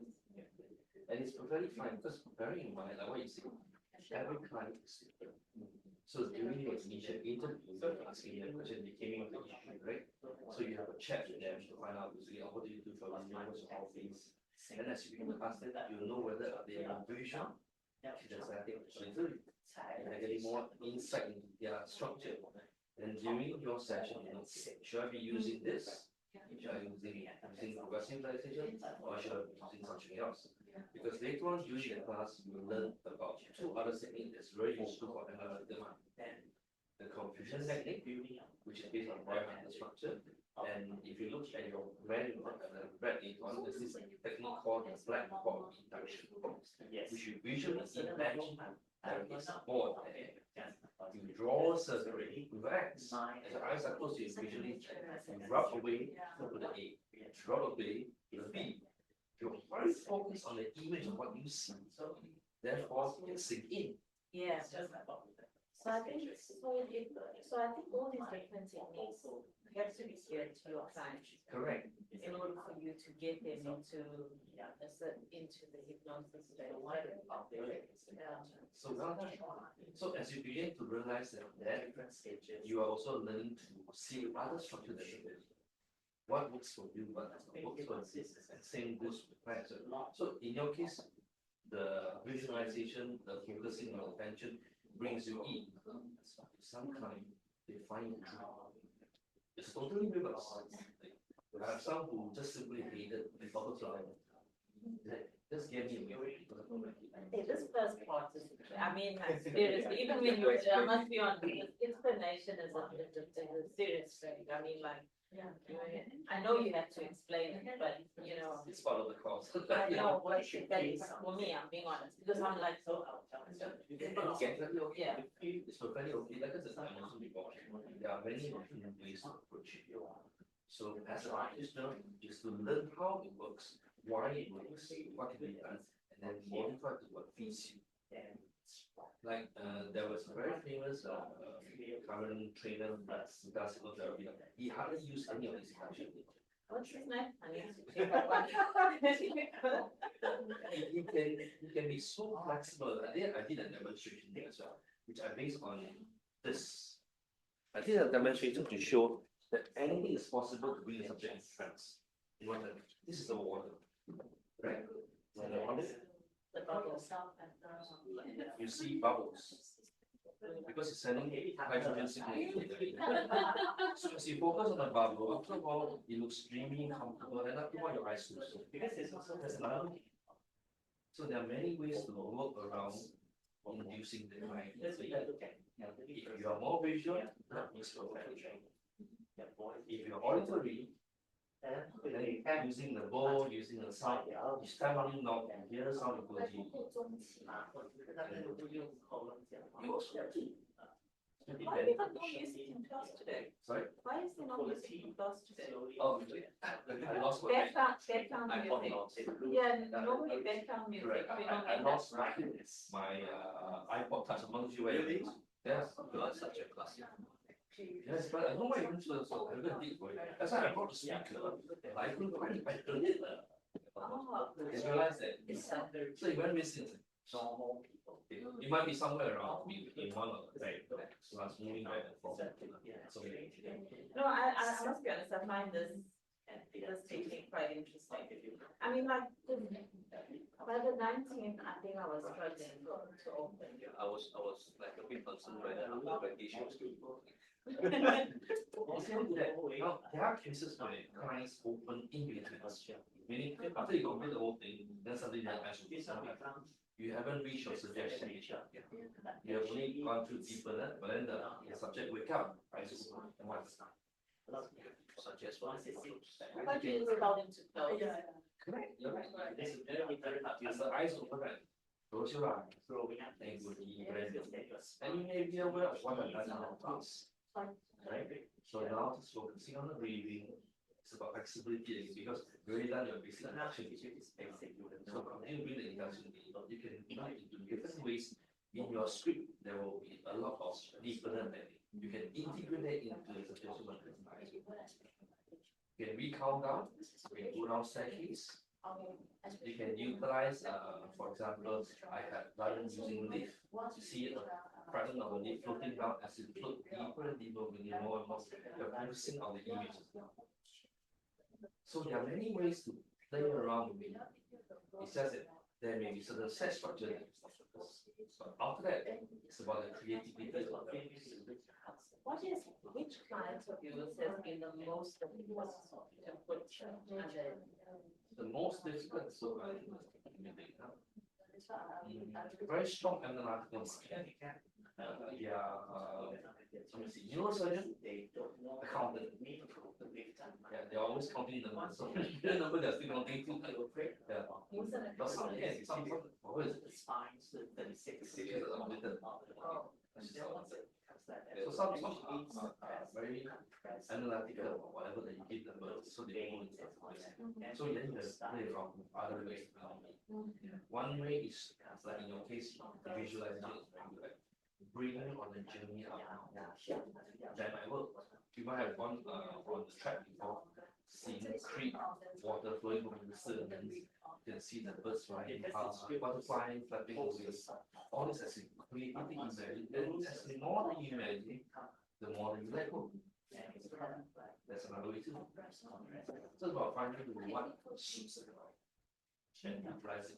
And once you're able to find the right way to suit the right, you can continue to use the same thing because it suits them. It's not necessary for you to, let's say you have 5 sessions of mine, every session using different induction. It's not necessary. It's not necessary. The key thing is about the suggestion part, not about the induction part. Because the induction can be similar as long as you know. But the suggestion can be different. For example, let's say phobia, fear of cockroaches. At the beginning, they are really afraid of cockroaches. They're not really to face it. So they'll say calming control in any basis of whatever that's flying around. So you are basically neutralize it. It's not indicating it's a cockroach. Then the next session you come is the moment you see a dark creature flying around, then you go closer. So you're desensitizing stage. They call it systematic desensitization. So it's like imagine right now the cockroach is 10 meters away. You can see there. Feel it. And as you go next section, you're going closer, you're 5 meters away. You see the thing there, you're still feeling. So you can do that progressively. So that's using the visual. So But also feeling as well, because we're gonna eventually start. to the point, I have her batch, Nicole, was afraid of cockroach. I did a fast phobia technique in class for demonstration. Recently, because she actually had an incident where she was at her face towel, squishy, and the cockroaches went inside. So there's a lot of fear, a lot of ickiness. Recently, she took a picture of the cockroaches on the wall to share with the group. It shows basically how much she has come along. Can you do that for me? I can't ride a bike. I told you that. I can't ride a bike. But you can't write because you feel right. No, not even. I just need to learn because I fell off the bike and I was never going to get on it. So you're willing to go on the bike. I am, yeah, I'm just kidding. I had polony, we call it polony. No way, like, because you know when you bruise your skin and your dog skin is pink, so it's polony. And I got teeth, so I never went back. So You need to. this is how many years now? It's about. For one of the topic, remind me again when I cover the topic of brain switching. And I'll do the process once. No, but don't call me. No, you don't need to give me the content. The beautiful part of brain switching and maybe is this is content free.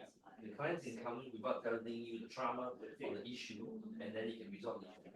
It's a beautiful system. It's a very beautiful system. It's developed by Joe Kim, a local trainer who actually modeled the system from the States. And then he has been using it for more than a decade. It became so popular, so good. He had recently he launched his book, 250 participants. That's how good stuff. Very good. So I've never written, I'm not never, even in the gym, if I was in the gym, I'll try to avoid, not because I'm afraid of it, not because I don't want to, even if it's a station, I just, like, it's just, obviously there's an attachment that I need to break. But I'm not afraid of it. If you have to bring a bike, I probably would be, you know, I'm okay around it. Not in front, because I know I'm gonna pull up in front of everybody, I first need to confidence. But it's quite funny, because when my son, like today, yesterday, he wrote to his friend's house, I'm really, like, I don't relax. But I won't say anything, I just feel it. Because I know he's on the back, because I felt, and because I'm super protective, I feel the anxiety. And like I'll be on my phone checking when he's coming back, because he's actually back home. So I'll be checking. So I don't relax. So I need to actually break. So even though I'm not afraid, and I probably will get up and I'll be comfortable, and I'm sure one day I'll learn. If you give me a tricycle, I'm sure I can. One thing that you can do is find a bicycle, there's low, the movement you put down. First learn how to glide.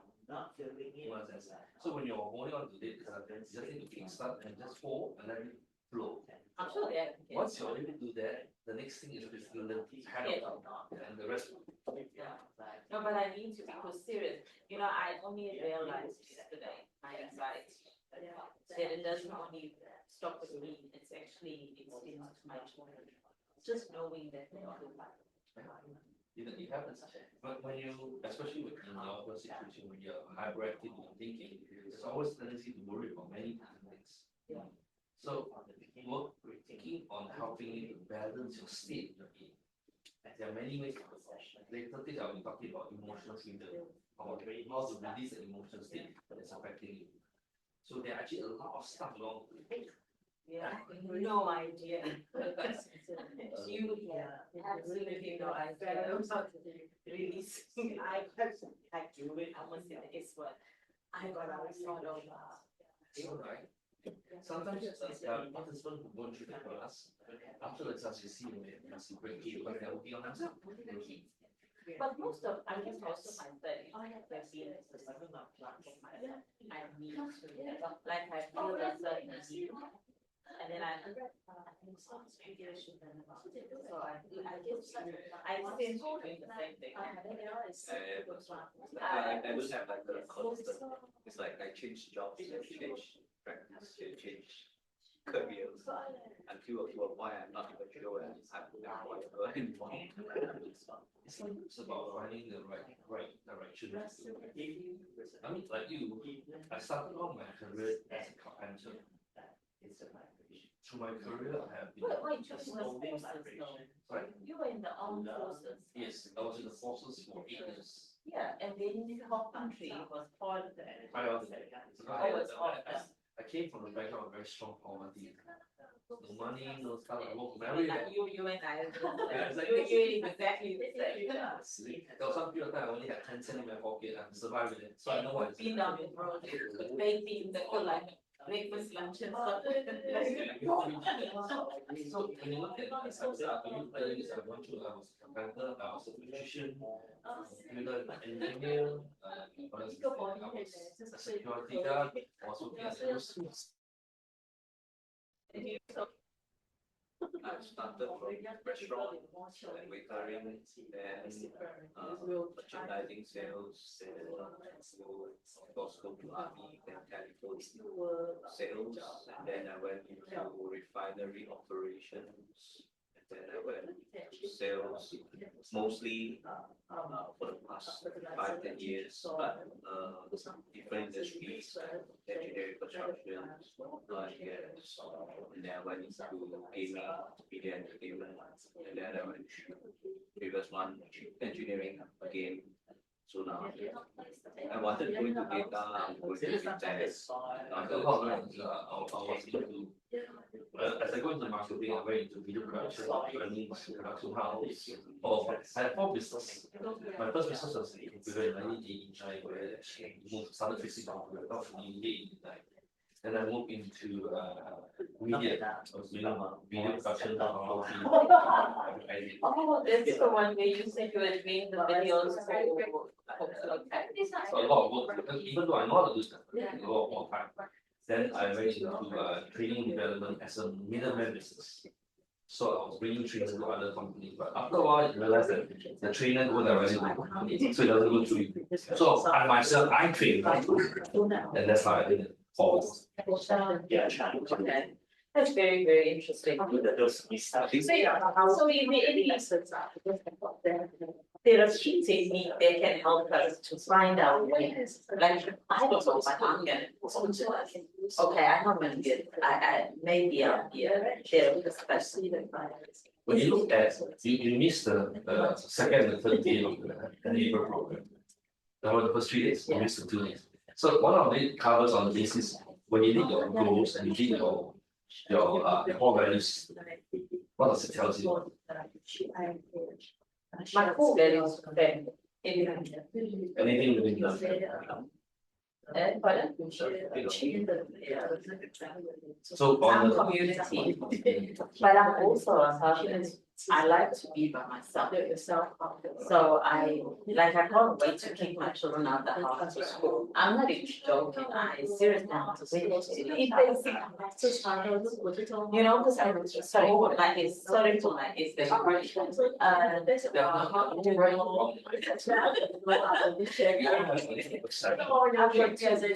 and 19. So the 19-year-old is at uni. Okay.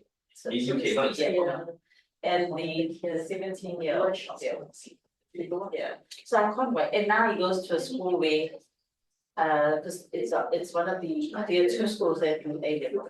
So he's ADHD very badly like me. So I think that's not it's just way too much.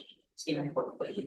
So we changed it to English class, and he's gone to a new school, but it's at the National Library. Yes. That's National. yeah, so it's 100 Victoria Street, that's National Library. My wife was like, Is it? I'll then tell him to, maybe she'll recognize it. maybe possible. There's not many African. I was going to say, it's from a mile away. Yeah, yeah. So which library? The National Library. Yeah. It's 100 Victoria Street, hey? Yeah, correct. Yes, yes, it's at that school. Oh, okay. That's a school. Yes. Yes, there's a school there. It's an international school. Yeah, it's international. That's the one my son went just back to, yeah. Yeah. So he's exactly that. And the worst was is, the thing I don't like about the school is they only go to school when they have for their slot, so it's like university. So normally a normal school you go from 8 to whatever. So when they change, every change that as well. It becomes like a work from, study from home and then. Every day except on Friday, his lectures, his classes start at 12. On a Monday, it's not till 1. Normally I have, my morning is like my time. It's just that. Now, They follow the. What about changing your space of time? Your personal time. but he's only this only like 2 sessions a day. Like, what about nighttime, evening time, when he's in school? Would that be your personal time? Yeah, but it's still sometimes like, I want him gone, I want him out the house, I want him away. Because then I like to see, that's how you walk, I like to develop. The eye and baby. Your eyes having and behind. These business associated about the eyes more individual. Same thing for me, I spend every day I have a lot of patience. So you spend so much time with a lot of people. When you go back, it's fine. Just want to sit back, relax and watch some show. Also relax and sleep. My time only. I prefer to be by myself. I was going to say, I was going to put him more as a. I think so, I'm shy. Because I cannot, I mean, I like to hang out with my friends. But not too long. You definitely and I'm somebody, once I'm out of the house, I dance. I don't like going back. Like if I'm with my friends and everything, I'm like one of the last to. I'm one of them. But to get me out of the house, I've always done things. Like, do you know that this morning I got this question and I was. Practice lama? So, Ni practice ah? Yeah. You ni? It's Practice. Okay, then can come back already? Yeah. When you reach your place and you have to yeah. practice. Practice either有还是没有？会讲谎话，就是没有 practice 会讲谎话，有。Teacher will learn more what? Yes, all the time. That's why it's always good to lecture, because when you train, yeah. And that's the reason why the learning is doing. So when you teach, you also learn yourself at the same time. And each time when the student asks questions, there's always new things that we learn ourselves too. Okay. So like what she discovered was it works very well when it comes to visualizing certain type of cases. So it works with certain type of client. And at the same time, we'll talk about it as well. If it works specifically for the client, you may not necessarily need to use any other type of induction. As long as this particular thing work with it. So that will help. So what did you find out? What did you experience during your session? Did you get them to turn into frogs? Prince, oh, okay. Maybe you become princess, right? Okay. So what did you gain? Fine. I think I felt like I'm not confident confidence. Mhm. So when I deliver the message, when I'm not confident, I feel like I cannot pass the message to them. Okay. And then like the 1, 2, 3, Mm. I'm just following the script Mm. without noticing like their state, Mm. like whether they're following, like we are just like different. They do their own thing, I say my own script, Mm. like things like that. And then I think the voice, the vocal also like I didn't use my diaphragm. Mm. So when the voice, when I said it, I cannot deliver the message to them. Mm. Yeah. How would you know the message is not delivered to them? I can sense it's based on their expression. Mm. Like they are just trying to follow, but they are not fully receiving. Mm. Yeah. Mm. So what do you think you have done that has worked for them? What do you think you have done that has worked for them? Remember, the hypnotist never fail, but the client can fail. So what did you did that has worked for them? Yeah, no right or wrong. You're still doing very well. It's also about belief as well. Yeah, I find like I still agree that like even though it's first time, I will never fail. It's their choice whether they want to submit and go into it. Mhm. Mhm. So if you look at feedback for her, what do you think she could do better? Did well, did better. Sure. For first time, I thought she actually does very good delivery. Mm. Yeah. Mm. Mm. Even if you said, even she said that she's not confident. Mm. Frankly speaking, I don't feel that extremely not confident. Mm. Yeah, you are Fine. delivering it. Yeah. Voice is calming also. Yes, Yeah. yes, Mm. yes. Actually, Well, I need to be another delivery. Ma.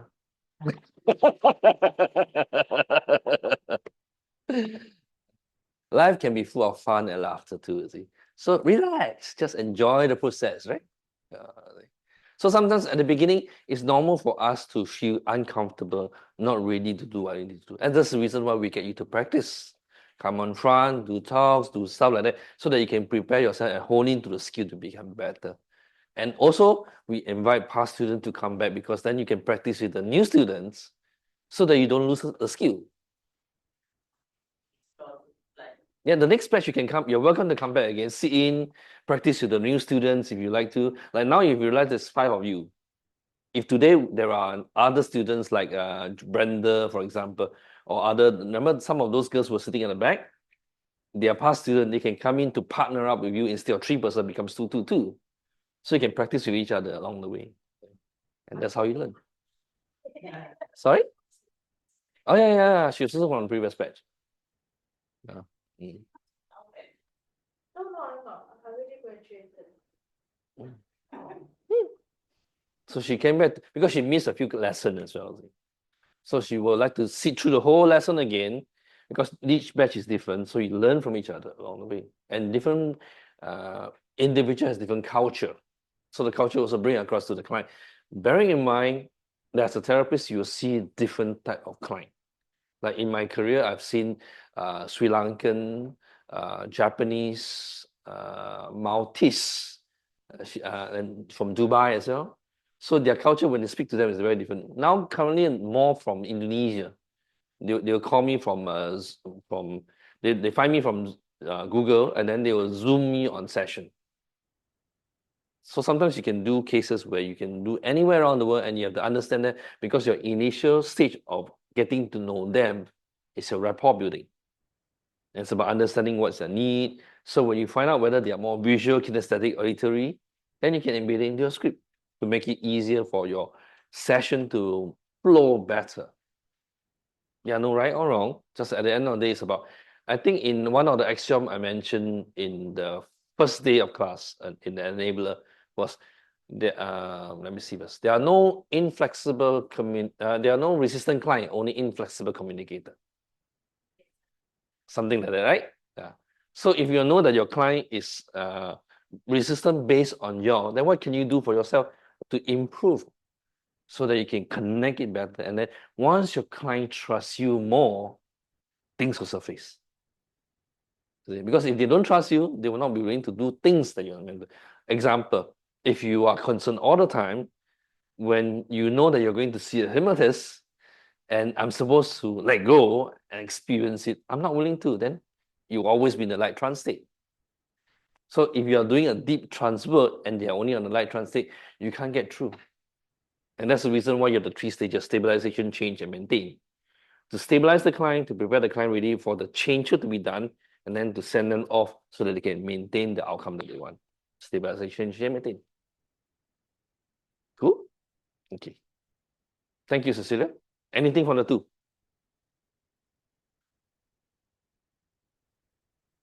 What is very coming about that? Mm. So I felt very, very comfortable. Mm. Yeah, and then, I think that, for the tone of the voice is also okay. Mm. Yeah, and then, maybe only the awakening part, like, she very cute, the tone is still the same, so we, Which one? the tone, awakening is like, she's still in the. Oh, okay. Yeah, other than she's okay. So you're basically, instead of awakening yourself, he's making you fall asleep. No, we would know ourselves. Okay.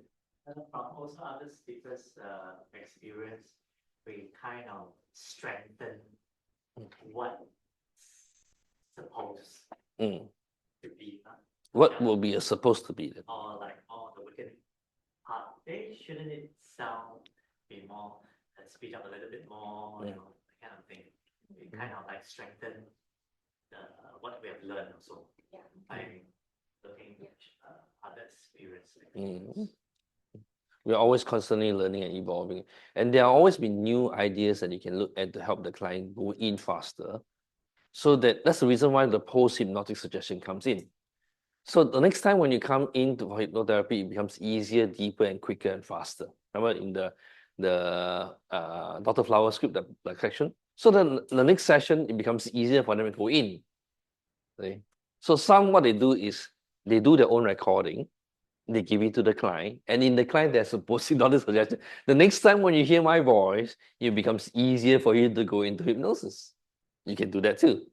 So when they come in for therapy, your time spent in bringing the subject into trance is shortened, while the core work of a suggestion can be lengthened so they can do more stuff. Because sometimes you may need time to get them to speak with you, converse with you, especially when it comes to regression work. Doing this Dr. Flower, Mhm. and you bring it over, like you've got the same client who's coming in once a week. Mhm. Do I have to go through I'm just. Oh, you don't only need the first Oh, by picture the relax only the and- first part when you need to explain, because they will have no. By the second, I don't. You can always tell the client, you don't need me to explain to you again, right? So they know. Okay, focus on the wall, look at the wall in a dreamy way, and just go in. You're fine with that. It's not necessary to. It's like, okay, for example, to explain what is hypnosis. Your first session, you explain to them so that they are more able to come to term or accept or clear away the fear of the hypnosis as a whole. The next session, when they come in again, you don't need to explain to them again. Right? So the process of the Dr. Flower, the first page on page 4, is for you to explain. First round. The second round, you don't need to, because they have gone through that. They know that they need to open and close their eyes. That's all. Right? Hey, you'll be in the. Oh, right, never mind. You okay? Anything from Jack? Anything from Jack? Really good. Mm. It was really, really good. To be honest, well done. Okay, so you become the assigned therapist.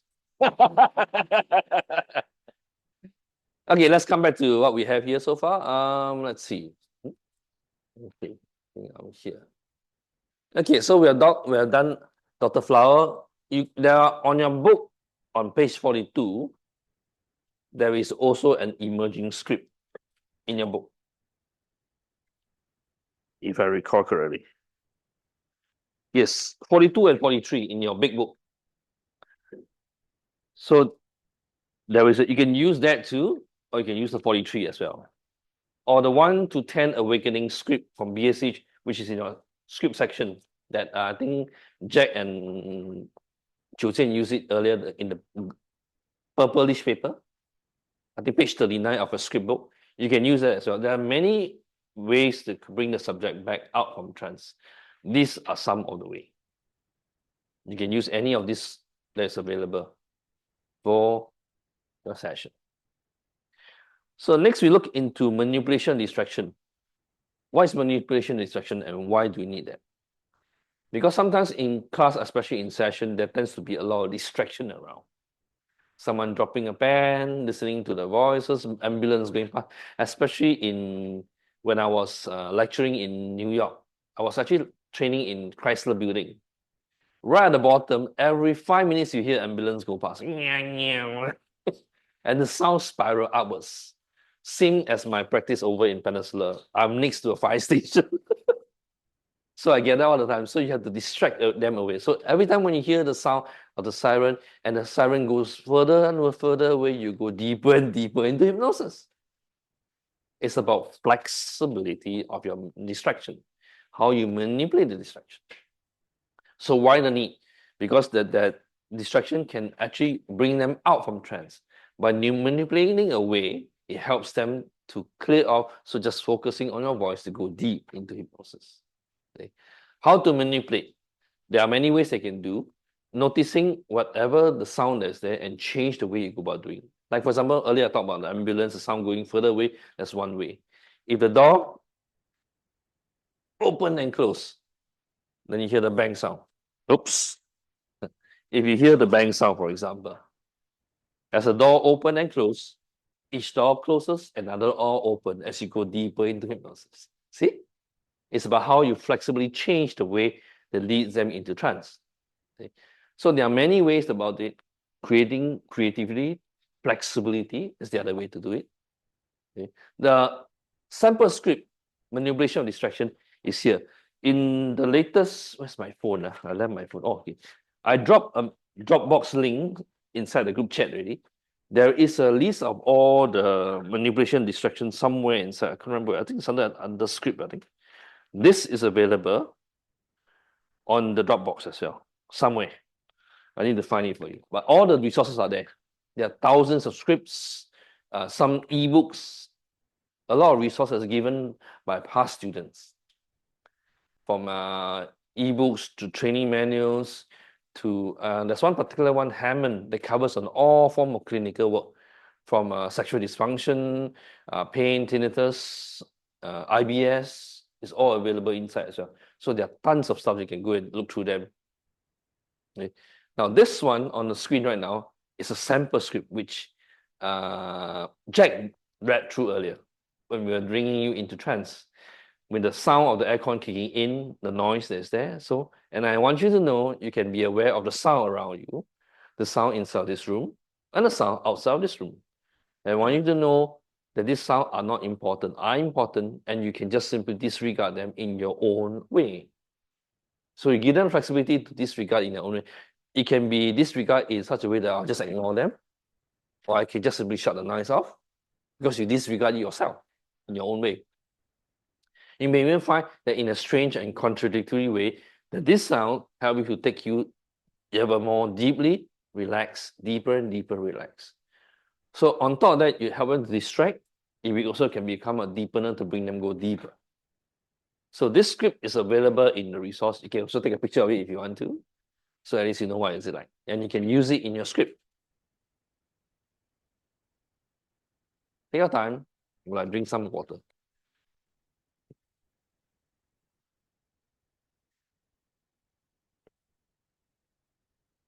To make it easy, someone take a picture and share in the group though. That's the one way, right? Okay. So next we're going to do is we're going to go in deeper into trance depth. Okay, that I think is in page. Let me see, Yes, page 45. Who say 45? Oh, you say 45. Yeah, in page 45, correct. So there are many different trance depth structure that's available. The Davis husband Definitely not Davy's wife. There's Lacron, there's Stanford, and of course there's Aaron depth test. We will only be covering on the Aaron depth test. So you go through a sequence of it. Prior to that, let's take a look at some example of a transfers. This is just only an idea for you to see what is there. So let's take a look at a short video. When you look at this, what do you see? Have you seen this before? Type up. Are they awake? Are they in trance? They don't feel pain, but they are in trance.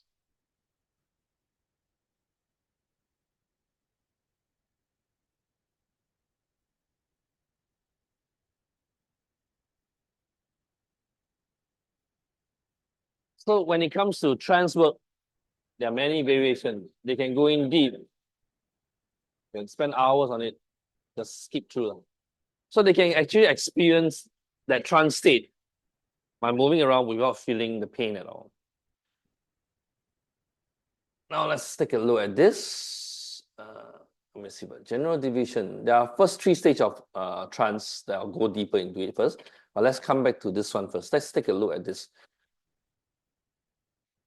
This is from Indonesia. They call it Kuda Kempang.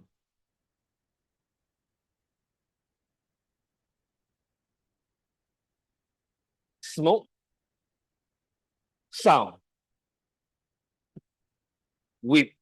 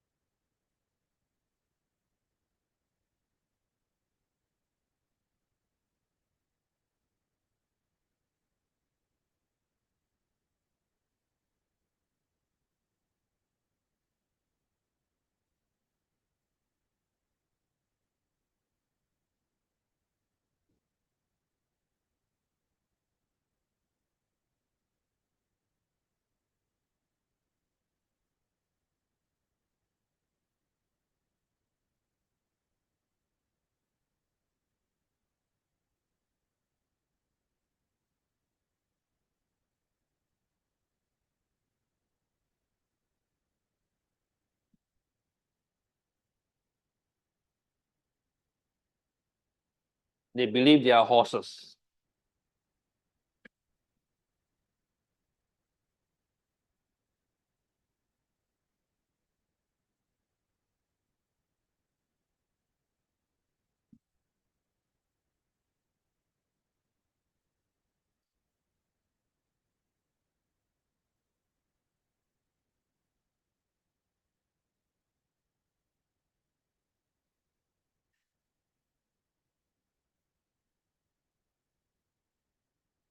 and then they start eating grass.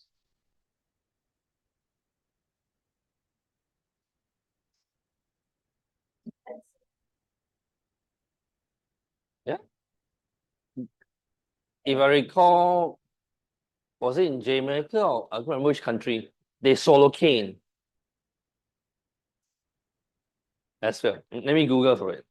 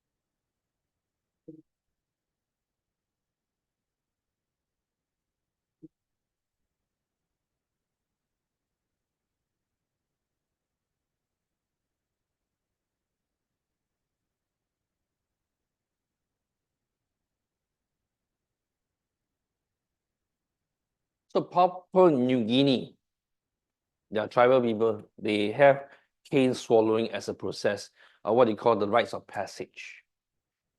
Some Native American utilizes ants. They tie the boy to a big rock, they pour ants over so they can bite them. And the idea is the boy must die for the man to live. So they go through the rituals as well. And this could be one of the rituals. When you look at the image of the video, it's the subject in trance. Yeah. Are they asleep? Not necessarily. So they are not relaxed, isn't it? But they are still in trance. And especially in Chinese culture, we have Taoists, they call it Tangki. Correct. They go into trance as well. It's basically a process where the Taoist practice, where they call upon the deity to go into the body, and they feel they go into a trance state as well. So different culture has different belief system. But ultimately, at the end of the day, it is still based on the trance state they're in. Remember on the first day I showed the video, no, on the fourth day, I talked about the basis of the circle, overloading on the message unit, the leading to hypersuggestibility, get access to the subconscious mind. So in this case itself, the overloading on the message unit includes saging the smoke, the sound, the beating, the drum, the whipping of the sound, the environment, the rain and activity. They get overloading of the message unit. therefore leading to hypersuggestibility, for them to be able to be in that trance state, be it to receive message from God or to be a ritual, whatever they want to do, look into, right? So trance state works on the same principle by bringing them into that state that you want, and then your unconscious is open to receptivity for suggestion or modification, depending on what's needed. So what I'm going to do next is going to look into the general division of the Aaron depth test. There are basically 3 stages on the first stage and the last 3 stage. So the first 3 stages, what I call the amnestic stage, where there's a memory retention stage. But the last 3 stage is what you call the amnestic stage, which is the memory forgetting stage. So you can forget about certain things, you can get into that hallucinating stage, usually on the last 3. Okay. I'm going to show you a video now. This once again is going to be a video demonstrated by a hypnotherapist in the US. His languaging, his style is also very different. Yeah, that was what I mentioned earlier. So get your popcorn, get a drink, sit back, relax, and I will show the video here as well. Just give me a minute. I'll just send it to the group so that they can see it too. Let's see, where is it? Okay, here we go. Okay, I'm gonna play the video now, and let's begin. Let's see.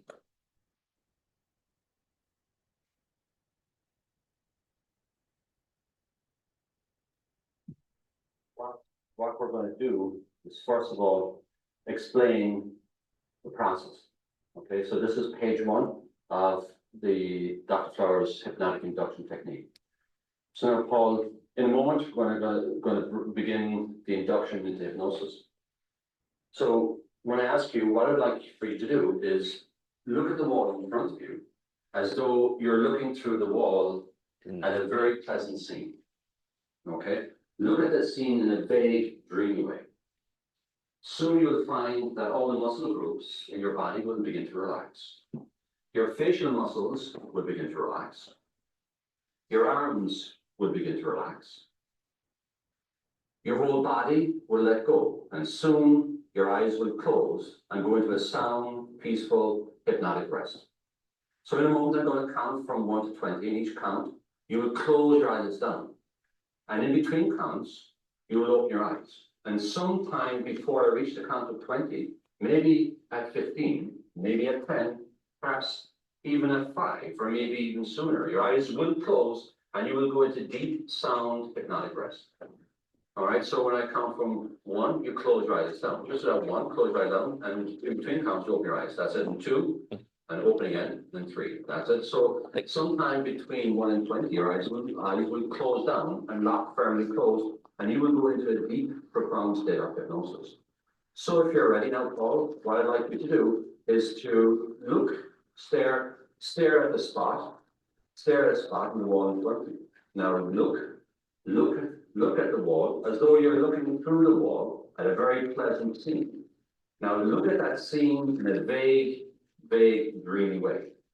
Now soon you will find that the muscle groups in your body will begin to relax. Your facial muscles will begin to relax. Your eyes will relax. Your legs will relax. Your whole body will relax. And soon you'll close your eyes and go into a very deep, profound, sound, hypnotic rest. Now in a moment, I'm going to count from 1 to 20. In each count, you'll close your eyes, and in between counts, you will open your eyes. And sometime before I reach the count of 20, maybe at 15, maybe at 10, maybe even at 5, you will close your eyes and go into a deep, sound, hypnotic rest. And so, 1, 2, 3, 4, 5. Sleep. Close your eyes down. Go down to very deep, profound state of hypnotic slumber. Going down, deeper now and further. Now keep those eyes closed down and go deeper and deeper now. Deep down into a very deep, profound state of hypnosis. That's why now go deeper and further. Yes, now further and deeper. Now each and every perfect breath you breathe in. With each and every perfect breath, you exhale. That drowsy, effortless, comfortable, letting go. With each and every perfect breath, you breathe in. With each and every perfect breath, you exhale. Just continue going down, down, down, deeper and further, deeper and further. What we're doing now is we've established trance state. So what we're actually doing is deepening the state. And so as Paul continues relaxing with each and every perfect breath, he breathes in. With each and every perfect breath, you exhale. Continue going deeper and further. Yes, further and deeper. With each and every perfect breath, you breathe in. With each and every perfect breath, you exhale. There is nothing for you to do. There is no place for you to go. The only muscles you need to use are those muscles you're using to breathe. You cannot help now but breathe.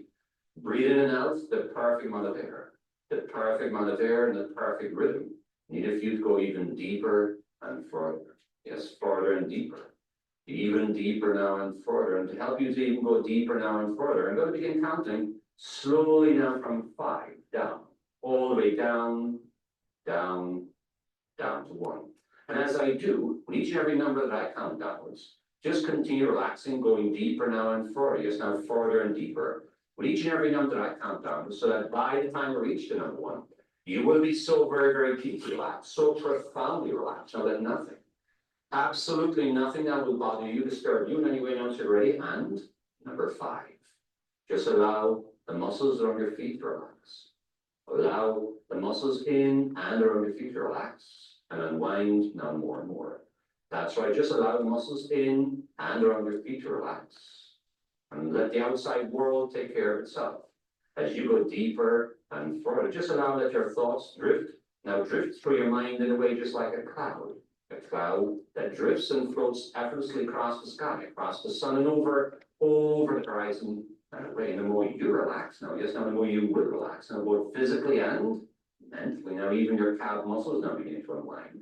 Even your thigh muscles now beginning to give way. Now just feel your whole body now becoming more and more part of the chair as you sink down deeper and deeper and deeper into it. Your whole body now being supported by the chair as you sink down deeper now and further into it. Yes, deeper now and further into hypnotic slumber. You go now on the count of 4, just suddenly let go. Switch off completely now. That's why just suddenly relax and let go. Let go now completely. Now get ready. And number 4, allow that this wave of relaxation now move on up into the muscles around your stomach and just allow. Let each nerve and muscle in and around your stomach relax and unwind now more and more. With each and every perfect breath, you breathe in. With each and every perfect breath, you exhale. Your breathing now becoming easier and freer. Your breathing now becoming easier and freer. And how comfortable it is, how pleasant it is for you to just suddenly relax and let go. Let go even further and deeper, much deeper now and further than you've ever experienced before. That's why now go deeper now and further into very deep, profound state of hypnotic slumber. On the count of 3, just suddenly let go. Switch off now completely. That's why just suddenly relax and let go. Let go and go deeper now and further into very deep, profound state of hypnotic slumber. Now much deeper now and further than you've ever experienced before. That drowsy, effortless, comfortable, letting go. Number 3, just let your shoulders relax now. That's right, just allow that muscles across your shoulders, around your neck relax, and unwind now more and more. Now your shoulders relaxing, sagging, unwinding. That's right, now your shoulders relaxing, sagging, unwinding now more and more. Now each and every muscle from your shoulders going down, all the way down, deeper now, further down through your elbows into your arms, way down now through your wrists, into your hands, and all the way down, going way down to your fingertips. Each and every muscle now becoming so loose, so limp, so relaxed.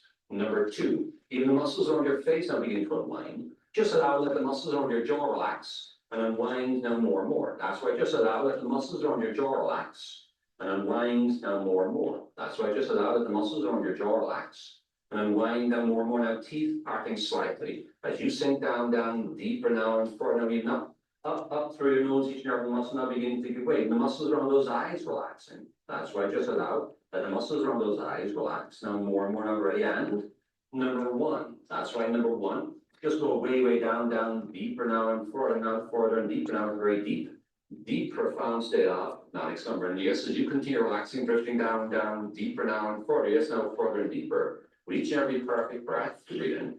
With each and every perfect breath, you exhale. That drowsy, effortless, comfortable, letting go. With each and every perfect breath, you breathe in. With each and every perfect breath, you exhale. As you're sitting there now, eyes closed, you'll notice that your eyelids are shut. Shut tighter and tighter. That's why now in a moment, I'm going to ask you to try and open your eyelids. You will not be able to do so. You will find that those eyelids will stay shut, and feel stuck like glue. You may find that you can manage the muscle groups around your eyes, your eyebrows, but not your eyelids. On the count of 3, try to open those eyelids, and you will not be able to do so. 1, your eyelids are stuck. 2, they're stuck like glue, stuck together like glue. Number 3, try to open them. You cannot. Try to open those eyelids. You cannot. Try to open those eyelids. No, you cannot. The harder you try, the more you find them sticking tighter and tighter. Stuck like glue. That's it. Now go deeper and deeper. Now stop trying to go deeper and deeper now into hypnosis. Okay, we've successfully accomplished stage 1. Now, I'm going to take your arm by the wrist and hold it up. I'm going to take your arm. I'm going to take your arm. I'm going to take your right hand and arm. We're going to hold up by the wrist and hold it up. Lock it now at the elbow. Lock it at the elbow. Now lock it at the shoulder. Lock it at the shoulder. Stiff and rigid. Stiff and rigid like a steel bar. That's right, like a steel bar. In a moment, I'm going to ask you to try and lower your arm. You will not be able to do so. Any downward movement. Now, any downward movement at all will cause your arm to bounce back up. Bounce back up. Bounce back up. Any movement to your right hand arm downwards bounces back up. Bounces back up. Bounces back up. Now I'm going to count to 3, and at which time you will try to lower your arm, but you will not be able to do so. The harder you try, the more stiff and rigid it becomes. 1, your arm is stiff and rigid like a steel bar. 2, stiff and rigid like a steel rod. Number 3, try to lower it, you cannot. Try harder, you can't. Try not. Try hard, you cannot. Try hard, you cannot. That's fine, stop trying. Go deeper now and further now. Unlock your elbow. Unlock your shoulder and let your hand relax. And the moment the second it tips down, here, just go way down, deeper now, way down, deeper and further. That's why now further and deeper now. It's very deep, deep into a profound state of hypnotic slumber. Now, as you go deeper now and further, I want you to realize that under hypnosis, we can speak freely and naturally. And all talking will come as a direct result of your subconscious mental activity. Under hypnosis, you can speak to me if I ask you to. I'm going to ask you to deepen your hypnosis by counting from 1 to 10. And in between counts, I'd say the word deeper. With each and every word that I say, you go deeper and further into hypnosis. Now, in a moment, I'm going to begin deepening your own hypnosis by you counting from 1 to 10. And in between counts, I'll say the word deeper, which will enable you to deepen your own hypnosis. 1. Now begin counting. 1. Deeper. Deeper. Deeper. Deeper. Deeper. Even deeper still. Even deeper still. Even deeper still. Even deeper still. Excellent. Now this time, when you count from 1 to 10, the only way you'll be able to manage numbers is as follows. 1, 2, 3, 4, 5, 7, 8, 9, 10. 10, 9, 8, 7, 5, 4, 3, 2, 1. Now count from 1 to 10, please.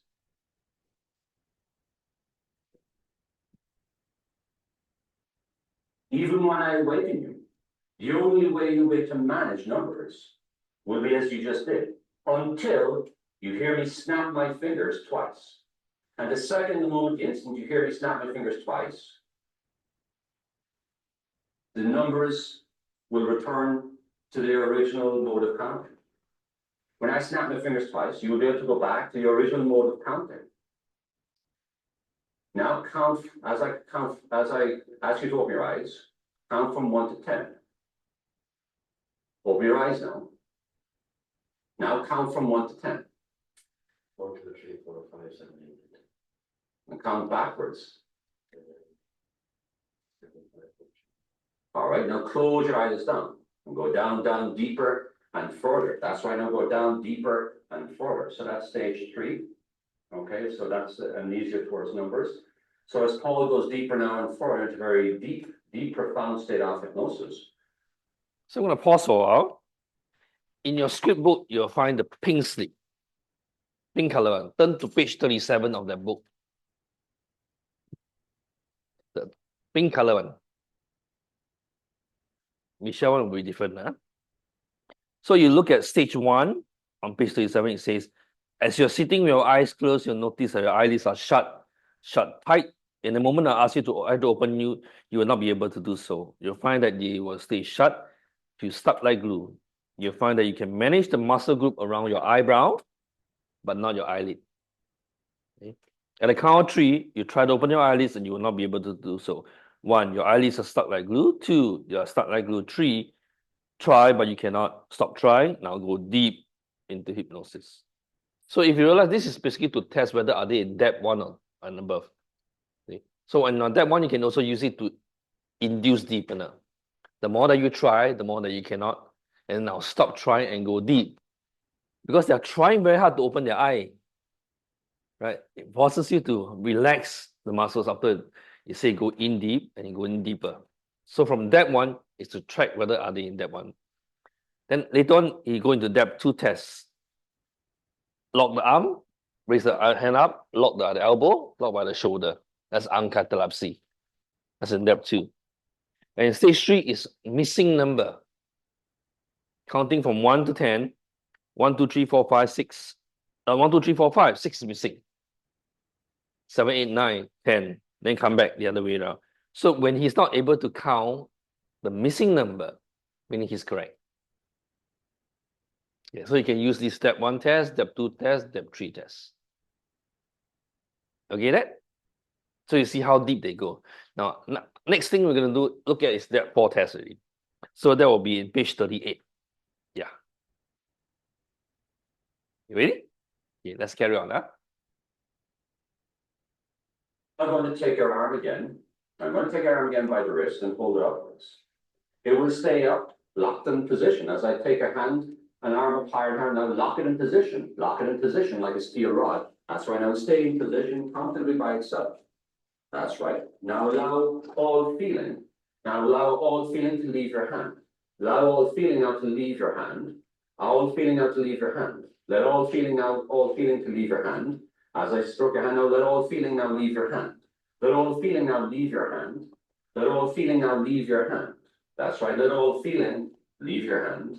All feeling now is leaving your hand from your wrist, your knuckles. That's right, all feeling now is leaving your hand from your wrist, all the way out to your fingertips. That's right. All feeling now is leaving your hand. All feeling now is leaving your hand. You feel nothing in that area. Nothing. Nothing from your wrist to your fingertips. You feel nothing. Nothing.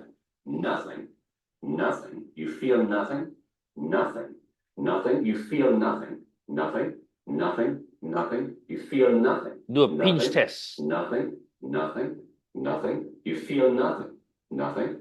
Nothing. Now tell me, did you feel anything? All right, now. Go deeper and further. That's right, go deeper now and further. You feel nothing. Nothing. Nothing. Go deeper now and further. Now allow all feeling now to return to your hand. That's right, let all feeling now return to its normal, natural state. That's right, all feeling now returning, instantly returning. That's right, now all feeling instantly returning. Now, tell me, do you feel this? Okay. Just go deeper now and further. Just go deeper now and further. That's right, now go deeper now and further. Just go deeper now and further. Now further and deeper. That's right, now go deeper now and further. Further and deeper. Go deeper now and further. As I as I take your right hand arm and touch it down, move it down now to the arm material, let it relax, unlock by the elbow, unlock by the shoulder, and go deep now into hypnosis. Go deeper now into hypnosis. So we're going to stage 5 now. Okay, we're going to do some positive hallucination to determine at what level he's at after moving on from stage 4. So in a moment now, Paul, I'm going to count from 1 to 3. Now the count of 3. I'd like you now to open your eyes, but remain in hypnosis. Remain in deep hypnosis. On the count of 3, when you open your eyes, remain in deep hypnosis. When you open your eyes, you will look at the wall in front of you and see a clock. I'd like you now to describe that clock to me. Now remain deep in deep hypnosis and open your eyes at the count of 3. Open those eyes. Open those eyes. Now 1, 2, and 3. That's enough. Eyes open. Feels good, doesn't it? All right. Please look at the wall and tell me what you see. Describe what you see in the wall in front of you.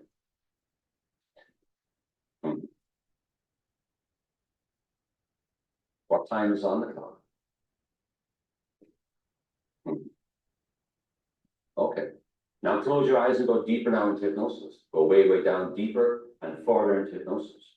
Now in a moment, I'm going to count from 1 to 3 again. And as I count from 1 to 3, you open your eyes. But this time again, remaining deep in deep hypnosis. That's right. You will remain now in deep hypnosis. You will remain now in deep hypnosis. You will remain now in deep hypnosis. That's right. You will remain in deep hypnosis. That's right. At count of 3, you open your eyes, but remain in deep hypnosis. That's right. You remain in deep hypnosis. Deep hypnosis. And on the count of 3, when you return to your seat, when I ask you to take some notes, you won't be able to find or see your watch. When I ask you to take notes or ask you the time, 1, you won't be able to see your watch. And 2, you won't be able to see or find your pen. And you will accuse me of taking your watch and also accuse me of taking your pen while in this state of hypnosis. The moment the second you hear me say these words, sleep now, snap my fingers, you will instantly go down into a very deep, profound state of hypnosis, just as deep as you are now. In a moment, I'm going to count from 1 to 3, open your eyes, return to your seat, and begin to take some notes when I ask you to do so. But as you try to take your notes, you look for your pen, but you won't be able to find it. No matter how hard you try, you won't be able to see it. And when I ask you what time it is, you won't be able to find your watch and accuse me of taking your watch while you're in this state of hypnosis. And also you will accuse me of being a bad hypnotist and a bad instructor. You'll also accuse me of being a bad hypnotist and a bad instructor. I want you to be as verbal, as graphic as you can as you make this accusation. Now, 1, 2, and 3, open your eyes, return to your seat. That's enough. Thanks, Paul. Thanks for your cooperation. Excellent stuff. We'll just take a seat. Okay. Bear in mind that he's still in trance. Huh? You haven't got out from it, yeah? So, can you tell us, Paul, give some feedback on what your experiences? Very, very deep.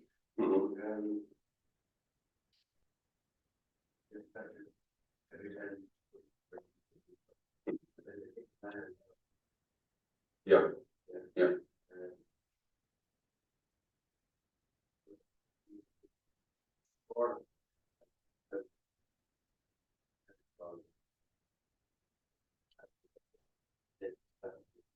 And in minute time, how long do you feel you've been there? Time distortion, Okay, what time is it now? hallucination.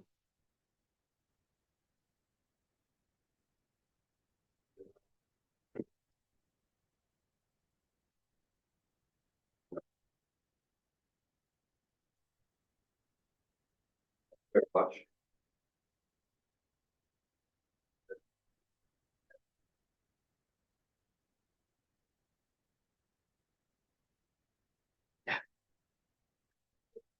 He's trying to find his watch. Take some notes first. I want you to take some notes first. trying to find his watch. Yeah, He's wearing a watch. he has a watch. He's still wearing a watch, you can see that, right? But he cannot see his watch.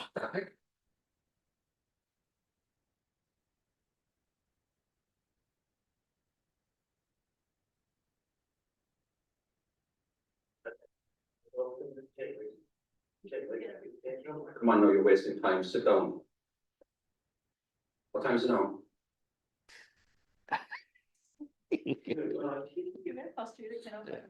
Cannot Okay, find you better stop this. You're disrupting the class. Hmm? No, we'll continue with the session or the instruction.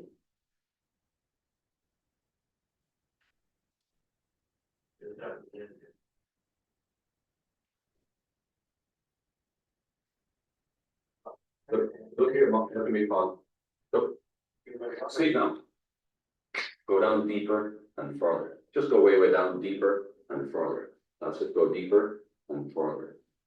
Now, Paul, in a moment, I'm going to count from 1 to 3. And on the count of 3, I want you to just picture, imagine, think about your favorite pet. Think about your favorite pet. That's right. Your favorite pet is on your lap. I want you to begin stroking your pet on the count of 3. 1, 2, and 3. Begin stroking your pet. Your pet's on your lap, your favorite pet. So now begin stroking your pet. What's your favorite pet?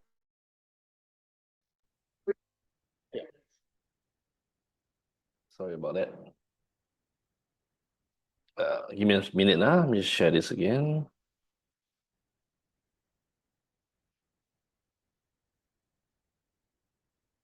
Should be a dog or a cat?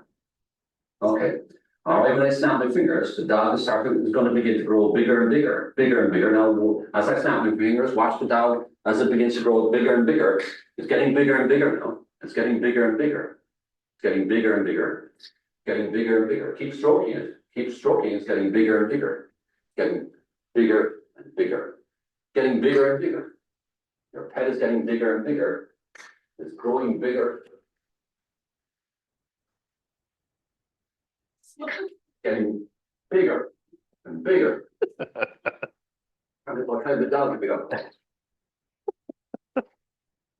It's a very big dog.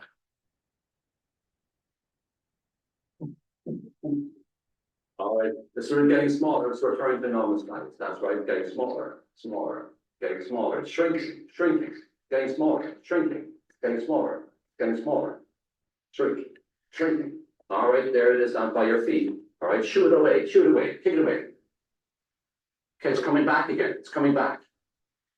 Get away. Get it away. It's coming back again. It's coming back again. Come on. Come on, Paul. Get it away. It's coming back again. Come on. Tell it to get away. Get it. It's coming back again. Come on. Shoot away. Shoot away.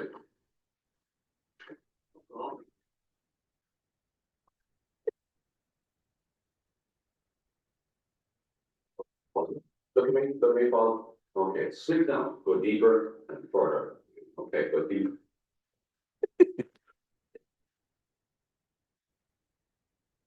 Okay, so that's what you find, that's what's called a post-hypnotic suggestion. And that's basically what they do on stage. Okay, so that's deep somnambulism.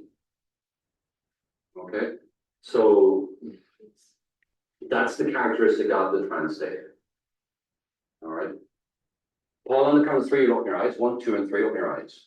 All right. 1, 2, and 2. 4 and 2. 7, take 2. Look at your fingers. Look at your fingers. Now count your fingers.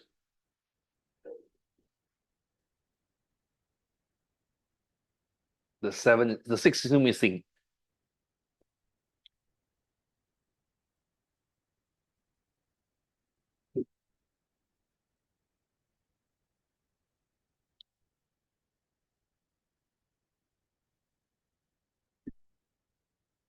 You've grown an extra finger.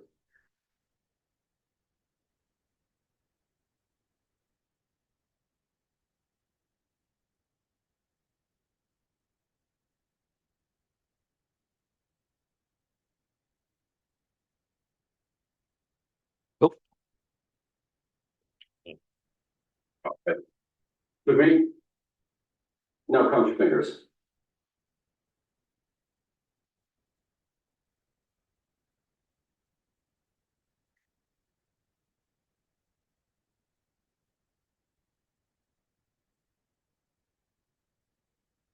Look me again, Paul. Please now.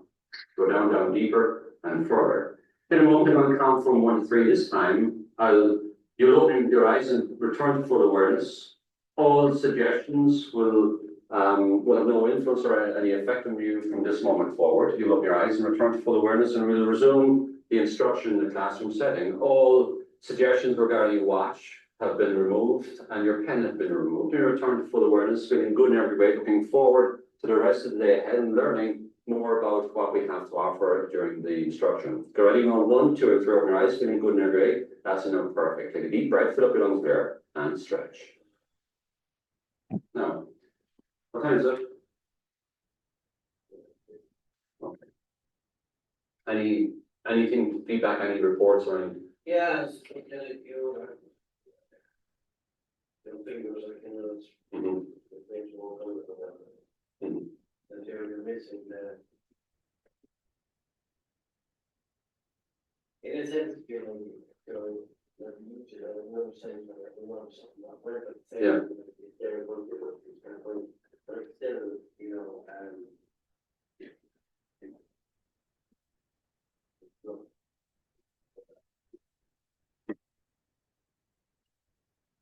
Either it's, it's just we don't, it's just come up with. But we are, you're on what happened. I am not aware, what happened to the majority, was.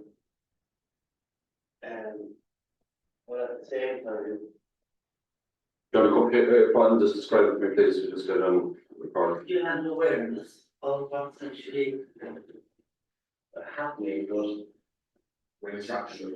In a sense, yeah, but try to explain it, but I mean, after we're over it. They're not out of it. They're not out of it. Yeah, I mean. Yeah. Just to make sure, they're still aware of what's happening, what's going on around them. But essentially the suggestion was given and Paul responded to the suggestion. I thought the suggestion was the same as I'm responding back to. I mean, if I say to you, look at me now, Paul, sleep now. Okay.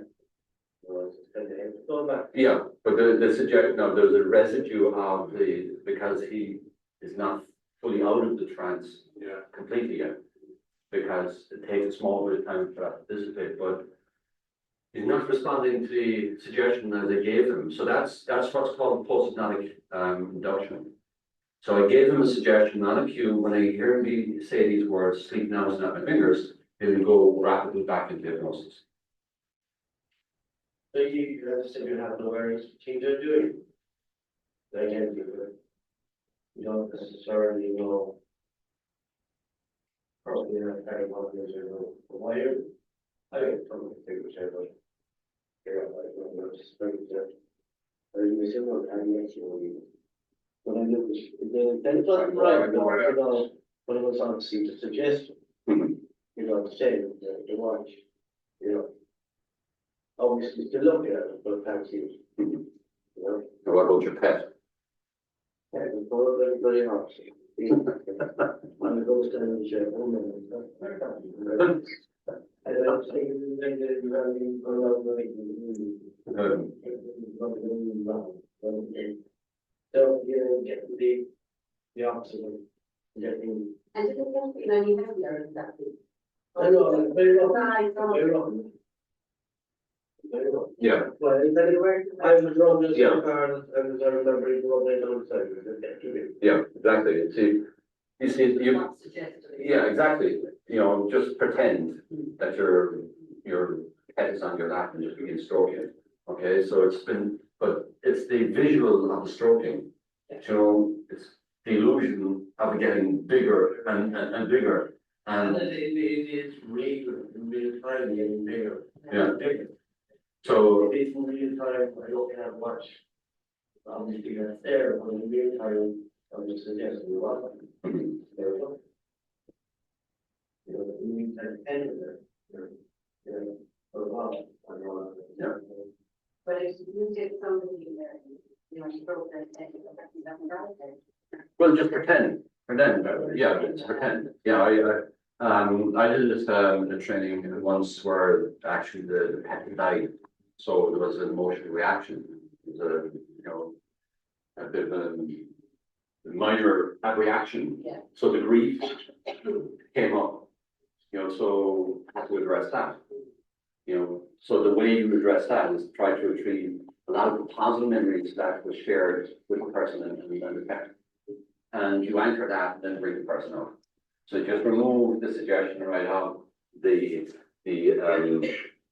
routine that we're doing, and you just suggest, right, okay, it's now been removed, and just when you return on the count of 3, I want you to bring back all the positive memories that you shared with your pet, and let them stay with you, and let those positive feelings return on the count of 3. So you're removing whatever negative feelings that would have been generated by the original suggestion. Yeah. So you need to address that. I know we were done through 6 stages. Mhm. We usually in hypnosis. Yeah. Was he at stage 6 or at stage 6? At that stage, I will just showing us. Oh yeah. He was coming there. Yeah. Because I know. You went through just to show us. Yeah, exactly. But I probably would have deepened the state even more. The reason I'm asking that is because we were going through the 6 stages. Mhm. Say that took 15 minutes, Yeah. 20 minutes. We're on stage. Exactly. Yeah. You have it. You have. You might have been about 2 or 3 minutes. Less than that. Yeah. Less than that. I mean, it could be just 30 seconds with Paul. I have to. Oh, yeah, I want to go through. To show you. I was just wondering, like he has stage 1, he was in stage 6, which we're just. Oh yeah, exactly. Yeah. So I want to step it through with you so that, and that's the best of working with Paul because he's the ideal subject to display the somnambulistic state and the various stages, right, that would actually be experienced. And that's why I wanted to get them in camera as well, so that you'd see what can be accomplished, right, with the various stages and the post-hypnotic centers we produce on that.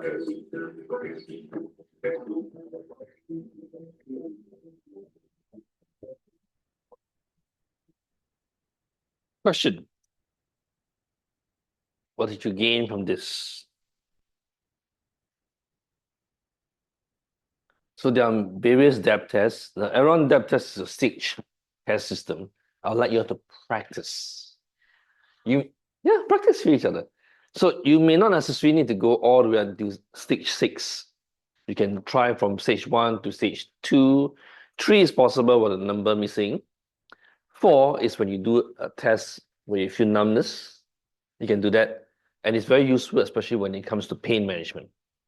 Because once you reach that level, it will be useful, especially when it comes to client who comes in with the same back ache problem. They feel the sensitivity and then they can resolve the pain for somewhere else. But it's the idea for you to practice to bring the subject into depth, at least 4 and above. How long can you be? Be in the state. Depends. Certain people can hold on to a state for at least maybe about a few hours. Bearing in mind, if it's post-hypnotically suggested, you hold for a few hours. If there is no operator, the suggestion disappears. So you need to be reinforced over and over again. And that's the reason why we teach self-hypnosis when you go back home. And you tell yourself every day in every way you become better and better, remember? So you get actually giving yourself suggestion over and over again to condition your unconscious to create the outcome that you want. Cool? Okay. Yes. It's scary. Which part? When the person is so-called awake but not truly awake. Mm. He's in trance and he looked at the watch, but he couldn't. Then it's like, if let's say someone hypnotized me and I look awake, but actually I'm in a trance and I go back home, Mm. then You can see it in the eye, the dreaminess. Yeah, you can see it. Actually. Bear in mind, Go home. What's the dreaming? you can see it. That's the reason why, if you realize in the awakening script, whatever that you learn is a tool. Let's take, for example, you heard of the chemical called chloroform. It's used for surgery. It helps to anesthetists, for example, they use it to help relieve pain, things like that. However, if in an environment or given to a person which is unscrupulous, it became an item for kidnapping. Correct? So hypnosis is a tool. And therefore, it's important to be able to bring the subject back into the state that you're in. That's why in your hypnotic script, on page 39 of the book, it says that all normal sensation return back to the present. Because you're bringing it back to the present. You want to release back as per normal. The tool is there. How you use it depends on you. See? You're able to create post-hypnotic suggestion in that way, where they're able to go back and come back in. Next time when you go in, it'll be easier and deeper. This process is usually found in stage work.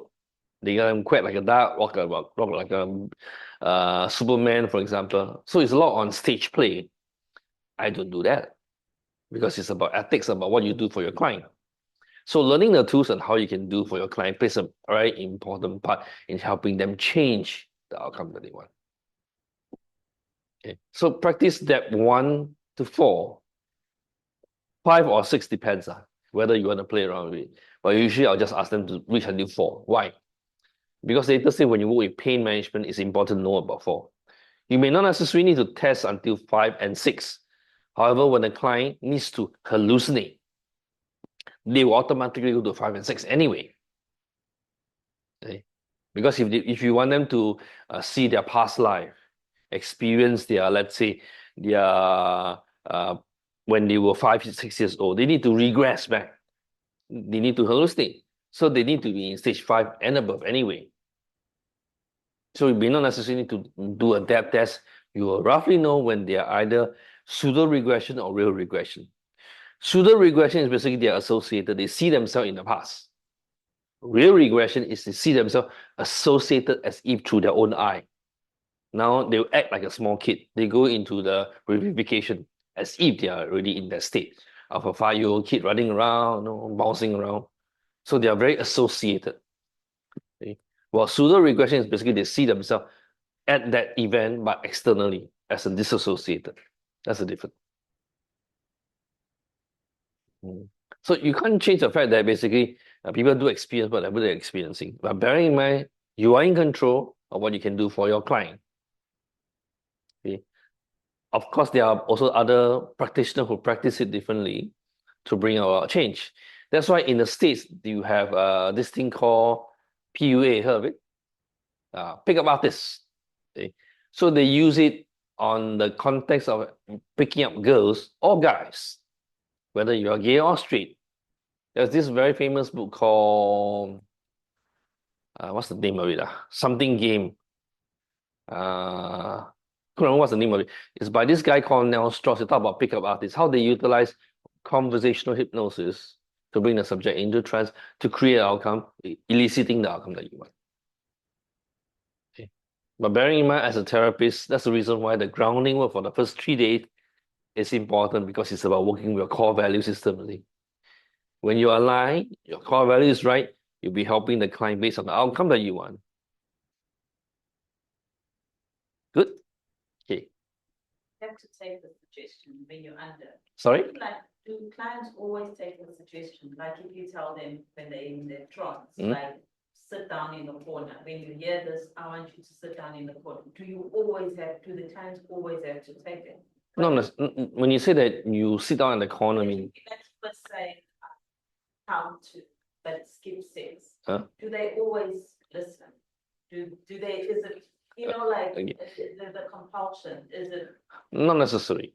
So if let's say, for example, they are in depth 1 and 2, Depth 3 is basically when they miss a number, the missing number thing. Yeah. Now, What I'm saying is, does it always have to happen in order to be in, to get to stage 4? not necessary. They can go straight to 4. It's possible. Okay. Stage 3 is just only the test to see whether, in terms of when they lose the number, you know that they are at least on the stage 3 level already. This is only a gauge, a benchmark. The error depth test is only a 6 level. There are actually a lot of other depth test technique that's more deeper level, which is not necessary depending on how you need to do. I rarely do depth test now anyway. Even though knowing the tools of the depth test gives you the control of what you need to do, especially when you do regression work. However, sometimes you may not necessarily need to do depth test because you know that the client is in depth. And of course, through the years, there's also new technology, new development. Like now, I use EEG. I track their brainwave. If they are in the theta state, I know they're in which depth level. You also can do that. So there are many ways. Even if you look at, let's say, using a simple heart rate monitor, you can buy them. Cost less than $50. Clip it onto it, check with your phone. You can see the wavelength, and you know that the heart rate goes down deep. You are in a very calming, relaxing state. That works too. So you may not necessarily need to do a proper depth test if you don't want to. So most of them actually practice depth 1 or 2, because depth 1 is about eye catalepsy. The more that you try to open them, you know, like stop trying and go deep, right? So you can use a deeper now. Arm catalepsy. The more that you stiffen up your arm, more. So that part can be very useful as a deepener too. When you unlock your hand, unlock your elbow, unlock your shoulder, right? The hand is losing this. Right? Now, when I let go my hand, you go deeper. It can be used as a deepening tool too. You get it? So it can be used in both ways to bring the subject deeper into trance. So, good? Ready? Yes. Give them the suggestion. Mhm. Then after that, because they have the suggestion in mind, that's why he cannot see the watch and all that. Mm. So it's equivalent, like you give them a suggestion to say like no pain, no depression and all that. Correct. So bring them back to the reality. Correct. So does that mean whatever you just said just now is not applicable to the real now? Okay. So to hold on to the suggestion, you need to reinforce it. So let's say, for example, you are telling them to be more motivated, more in control, more confident. Put it into their auto suggestion each night before you sleep.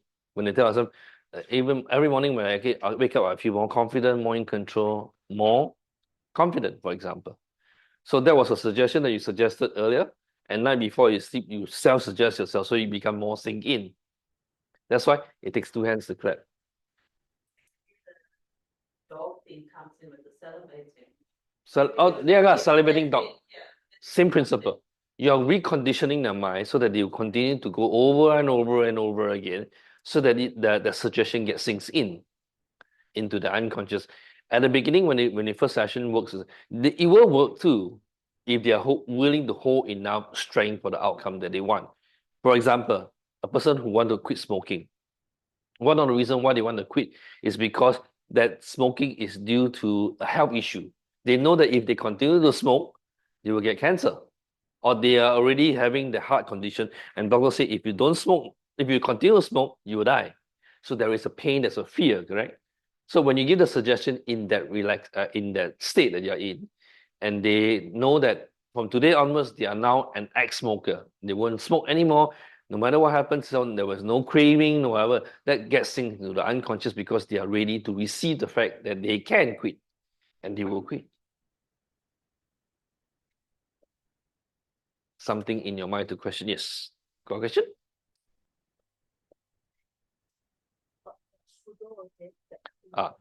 Pseudo regression versus true regression. Pseudo regression is disassociated. You see yourself as if you're there, like you're watching a memory fragment of your life when you were 5, 6 years old. Correct?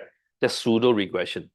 True regression is when you are there in the 5-year-old self, looking through your own eye. That's true regression. You are speaking in the statement as a present tense, not as a past tense. I'm now 5-year-old. I'm moving around, playing with my toys. I'm here enjoying my time. I'm listening to the music of ABBA. example, in the 1960, for example, something like that. So you are truly in that scene as a true regression. Well, pseudo regression is basically they see themselves there as a scene, like through a movie or whatever, but they are not there physically. There's different stages, different stages. Yep. To that. So Correct. That's Usually in depth 5 or 6 and above, then they go deeper into that state where they know that they are actually regressing into the state that they're in. Like just now, remember the pet thing? They literally see the pet there, big enough to be there. But it's not in the book. Just now what you mentioned, the pseudo. No, it's a later part of the book. I just brought it forward to talk about it. Yeah, when we talk about regression and pseudo regression, which I will come back again, I think in chapter 15 or 16, I remember. Lessons 15, 16. the residual afterwards. You mentioned residual. What is that residual something? You know, afterwards you like when he said the command and the guy sort of it takes a while. Oh, the suggestion gets sinks in. Yes. When you give yourself suggestion, auto suggestion, and that's the reason why, if you realize there is in your script book there is self-hypnosis 1, self-hypnosis 2, and 3. So in hypnosis 1 is auto suggestion. In hypnosis 2 is basically about bringing yourself into a state where you count down from 25 to 1. Then in stage 3 is you give yourself suggestion in the piece of paper you raise up, you look at it and close your eyes and go in. So that sinks into your unconscious as well. So that's 3 stages of self-hypnosis, what you can do. But right now, you can also do that by just telling yourself every day in every way you become better and better. And imagine in whichever way you become better. Cool? Okay, so suggestion, practice with your group together, 3 and 2, like before. Use Dr. Flower, like what you've seen is easy. Work on giving them suggestion, test step 1, 2, and 3, and 4 if you like to do 4. Okay, 4 is when you stroke, right? After a while, when you feel the numbness in your hand, you pinch. When you pinch, you can even pinch until you can, when you can see a fingernail mark there, they don't feel the pain. Then you're right. You're on that 4. By just reading the script. Yes, by just reading the script. Okay. And just now when that guy is doing that testing, he's like very Authoritarian. demanding. That's what I like. See? So you realize that different type of people, different type of script. What? Yeah. She will work on her. Yeah. You. How do you know? Oh, that's when the. Remember? The more that you try to open it, the more that you cannot, the more. Oh, you missed that part. Okay. I saw the video lah. Yeah, same thing. So when you do a depth test this way, this is more permissive. I give you permission to give on the left hand is book. You go heavier and heavier, while on the right hand is a balloon going lighter and lighter and lighter. So you give them permission to create the creativity. That's permissive state. While in authoritarian is the more that you clip, the more tighter you go, tighter and tighter. Now stop trying and go. So those people who are more, when they are clenching it so tightly, That they cannot remove. they totally cannot remove at all. Authoritarian, yes. Authoritarian. A lot of authority lah. They have to be told. You like the command lah. Is it in book? The depth test is in the book. Sorry, what? In lesson 2, I think. Right, lesson 2. Yeah. Listen what? Sorry, What's this? this is lesson 5. And today, now this is lesson 6, I think. Oh, today's lesson 5. So this is lesson 4 because we did it only last week. Today we are on day 5, Yeah, but the subject, yeah, we only cover until lesson 7, I think. there's last week. The script is last week. Sorry? The script is we did it last week, not really. Correct, the previous week. So we cover until lesson 7 today, on day 5 of the class. 厕所. We can go for a short tea break first, and then we will come back. One question, so can one person be authoritative as well as permissive? Yes, it's possible. Because I tried this thing, look at the video. I, that means it works well for me lah. Good. Yeah, but even when I tried the other one, this one, I can feel the Heavy and lightness. heavy and lightness also. Yeah. So that's why I asked. So when you do a Be workable, both workable for me. I'm definitely just the one. So for Yeah. her is more authoritarian. authoritative. Yeah. Okay. So some individual both works well. Whichever works for them, the idea is to make sure that the client go into So trance. can it be like both also can work? Yeah, you have authoritarian and permissive. Now, if you are a person who has always been placed in a position of higher authority, right? You are a person of higher authority. You may not want to be given an authoritarian script because I'm the one in control. Why are you commanding me? You get me? Then That's why I felt if you are very zen about it in life, so it's then it doesn't matter whether you give it command. Okay, I don't care. I just want you to. like a permissive So you can have both. and like other time. Okay, I think I just want to get it over, so come, let's get it off, let's do it, let's. Okay, have a short pee break, and then we'll be back to the practice. Well done, everyone. Another 40 minutes. But if you want to leave, you can leave the point. That's fine. That's fine. That's fine. Okay. Do you want to practice with what's his name? Jack first, or do you want to go off already? It's fine too. You can always come back to practice again because the idea is about practicing. Really. You already know what is it like. And you can also come back and join the 4 of them that missed today's class. Remember this Sonia was not here. Sonia, Wan Ting, Ziying, and Yilin. The 4 of them are not here. So you can meet them again to practice this part if you like to. Yeah. And practice on my son at home, not like. Yeah. Yeah. You can try, explore it. They said no. Mm. I'm just trying to think, because. You want coffee, team? I need to. Because see, I've been getting lots of missed calls, my son, so I'm not sure. Give him a call then. If you need to go, let me know. It's fine. Don't worry about it. And let me just maybe go and see if I can just speak to him. Sure, great. And then I can always come back, because the reason is because he's been phoning me. Okay. And I'm not sure. No problem. how long. You can make a call here if you like. I just need to go to the toilet. Okay, so that's fine.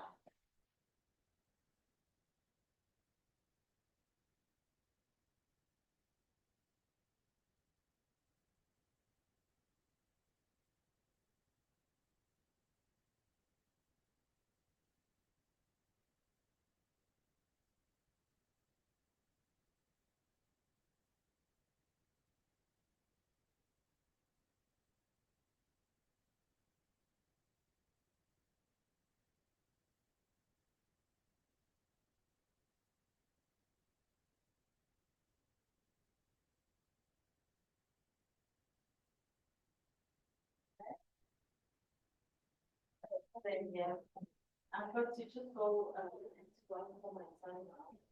Okay, why don't you just go with you guys while I'm.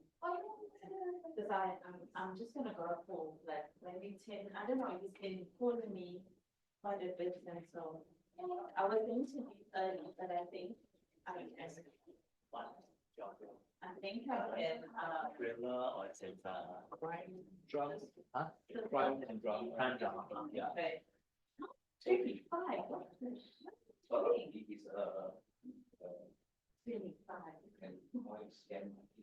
Oh, So this one can actually use a scan people. Oh, those are is initial. Stealing. Jack, sorry. So it is straight. My son has been 40 years.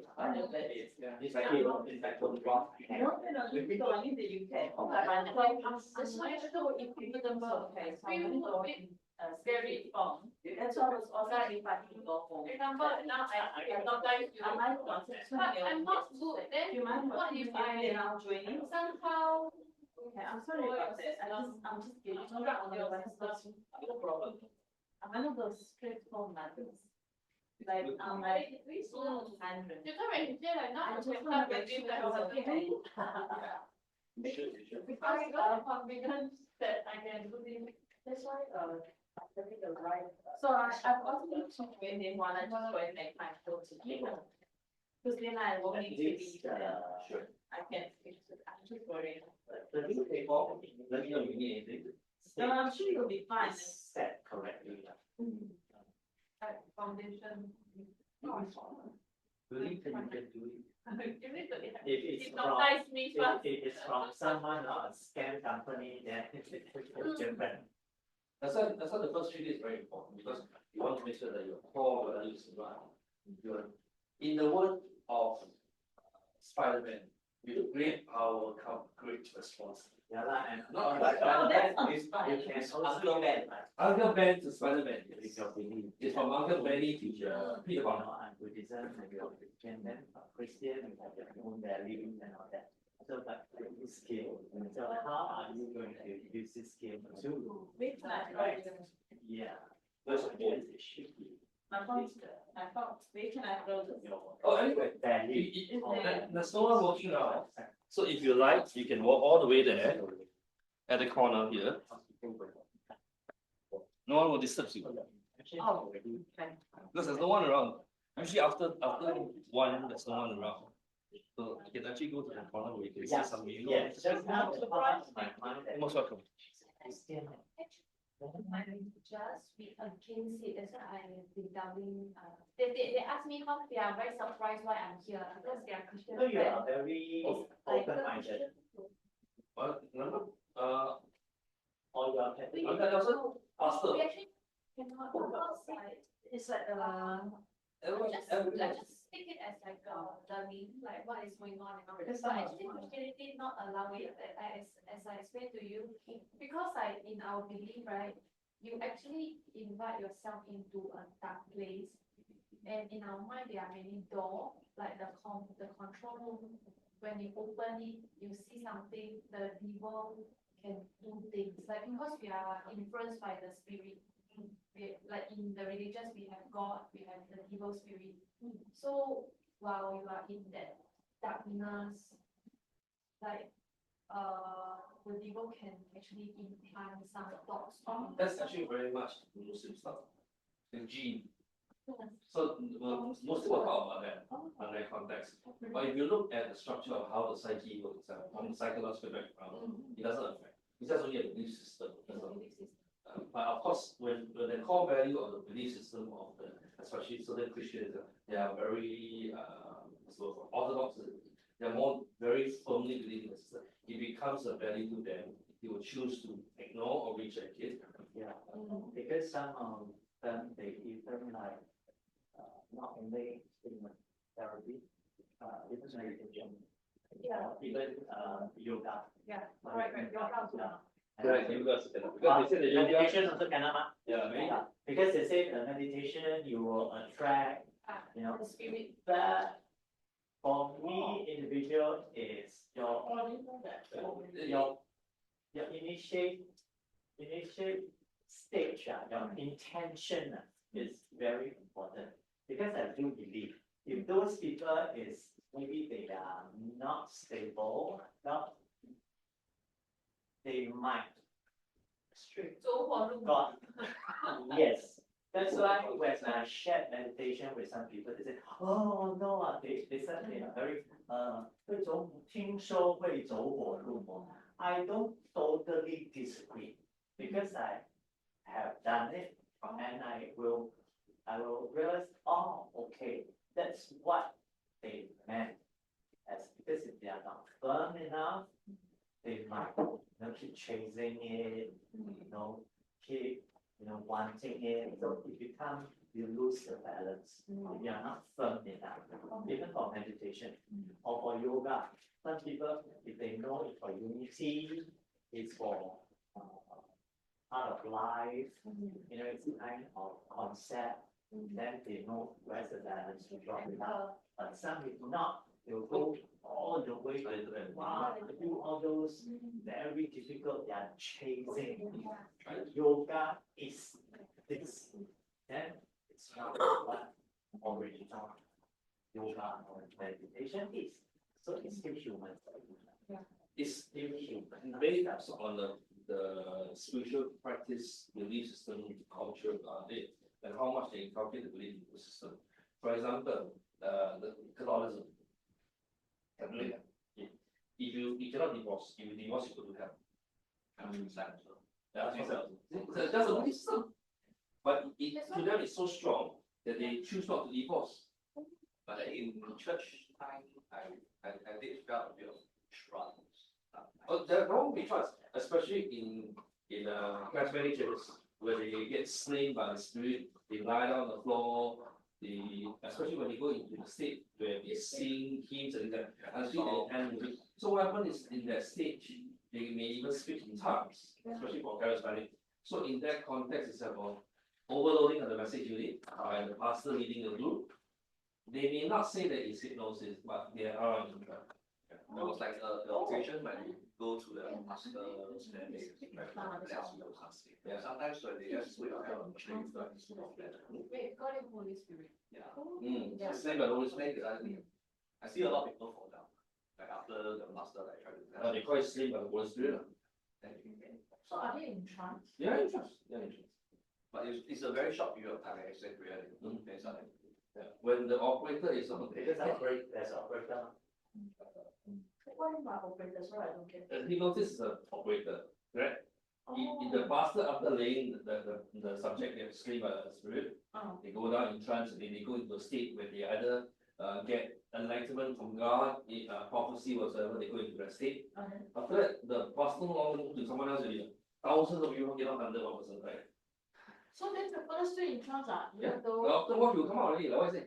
You will come out. So you will not be in a trance state, right? After one, no operator, what? Oh. The hypnosis is not there, ma. So, okay. Because you know why, I read somewhere that this fella, went to hypnotherapy, then the hypnotherapy like the more, after that, then but then after he take Oh, trance. the one is Newton Erickson from Royal Brady. Oh. His last patient, he was in session, and then he got heart attack, he died. Yeah. So when he died, the patient is still in therapy. So no operator, he wake up, he fell asleep. So you will not be in a trance state, like even. After one, there's no operator, he fell asleep, we put deep. Then he wake up eventually. Oh. But of course, in session, versus when you wake up and you see a dead body, when you got PTSD. Oh, yeah. It's a different story about Okay. but the idea is that. Okay. So once again, it depends on the belief system and how much it may inculcate to it. I was lecturing for the Bible College years ago. There was one particular pastor was telling me the practice of this type of work has been around in church for a long time. It's just they don't call it hypnosis. For example, they do church camp where they come in together, no more silence. They sit, eat, sleep, read on the word of God themselves. They read on the Bible themselves, they go into the prayer and that's all they do.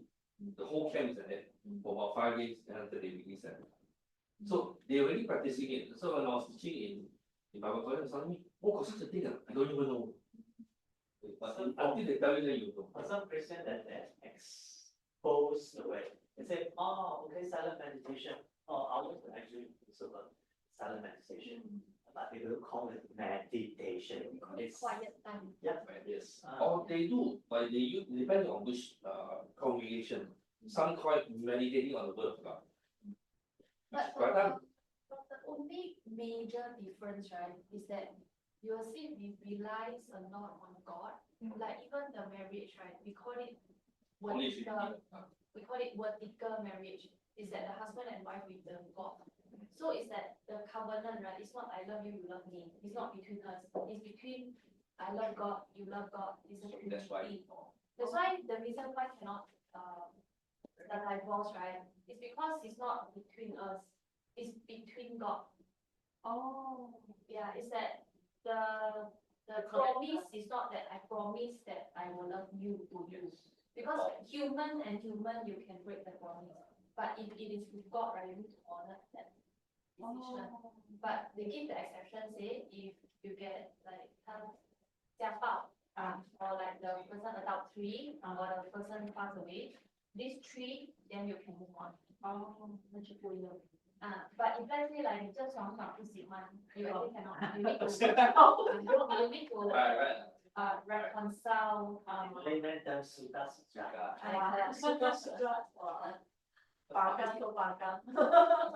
Then Some people joke about it like, they stop more gang, more ang. Clean husband. Then another major difference is the God image is very big, that the teaching is always God make the decision. God is in control. God is a provider. For example, I hypnosis is like we hypnotize ourselves that I am in control. I am good. I can do better. It's about me. Yes. But we say the anchor, that's why you teach the anchor. The anchor is like for Christian, we always anchor back. We are the child of God. Yes. So whatever you fail, like you get scolded, like you get depression or what, you always anchor it back that my identity is the child of God. So I'm okay to be weak. I'm okay to be like that's a very strong anchor. Because if let's say you anchor back to yourself, right, 你会倒的。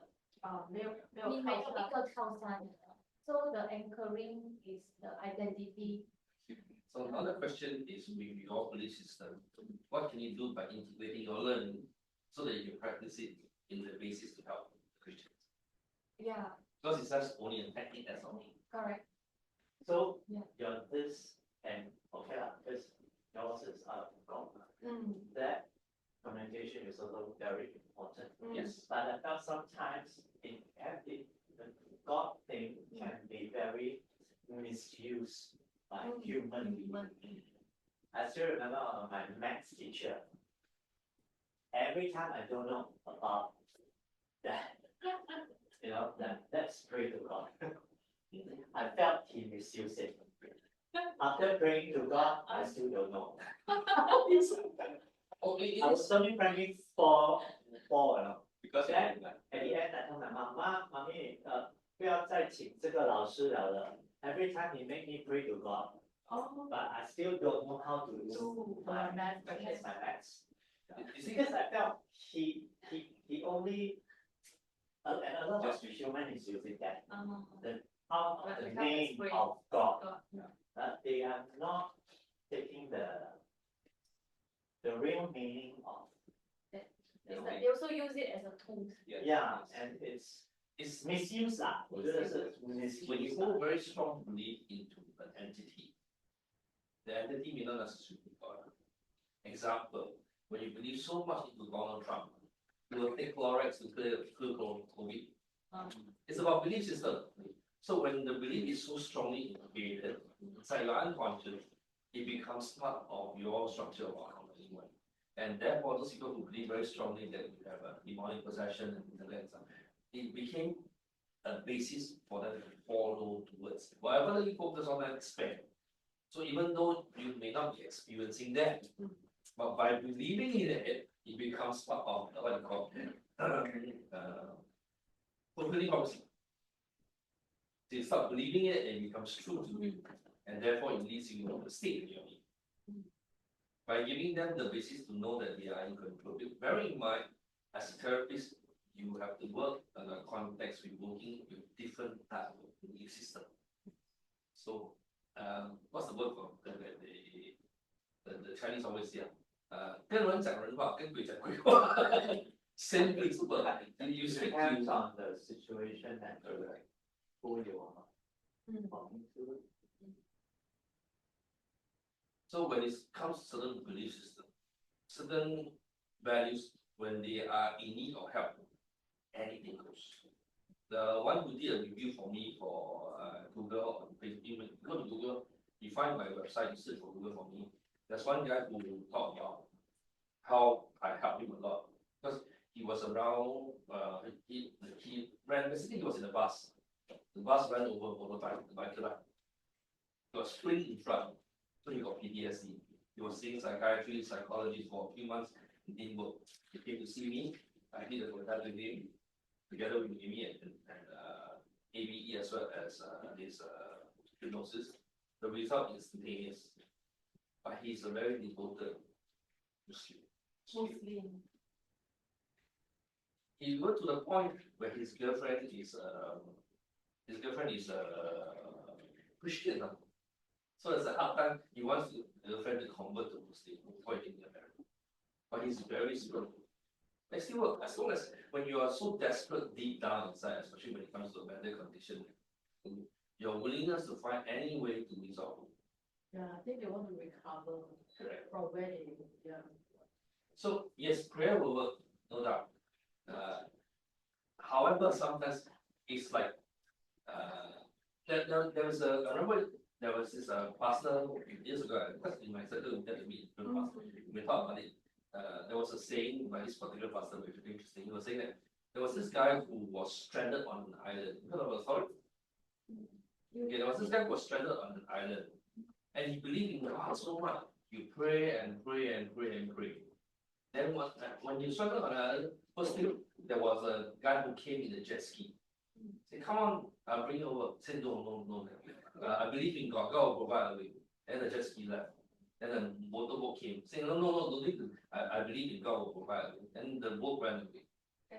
Then finally a helicopter came. Same thing as I say, no, it's okay. I'll find a car will provide a way. Then he died. And he went up to heaven and asked, and why you didn't send me any help? I did.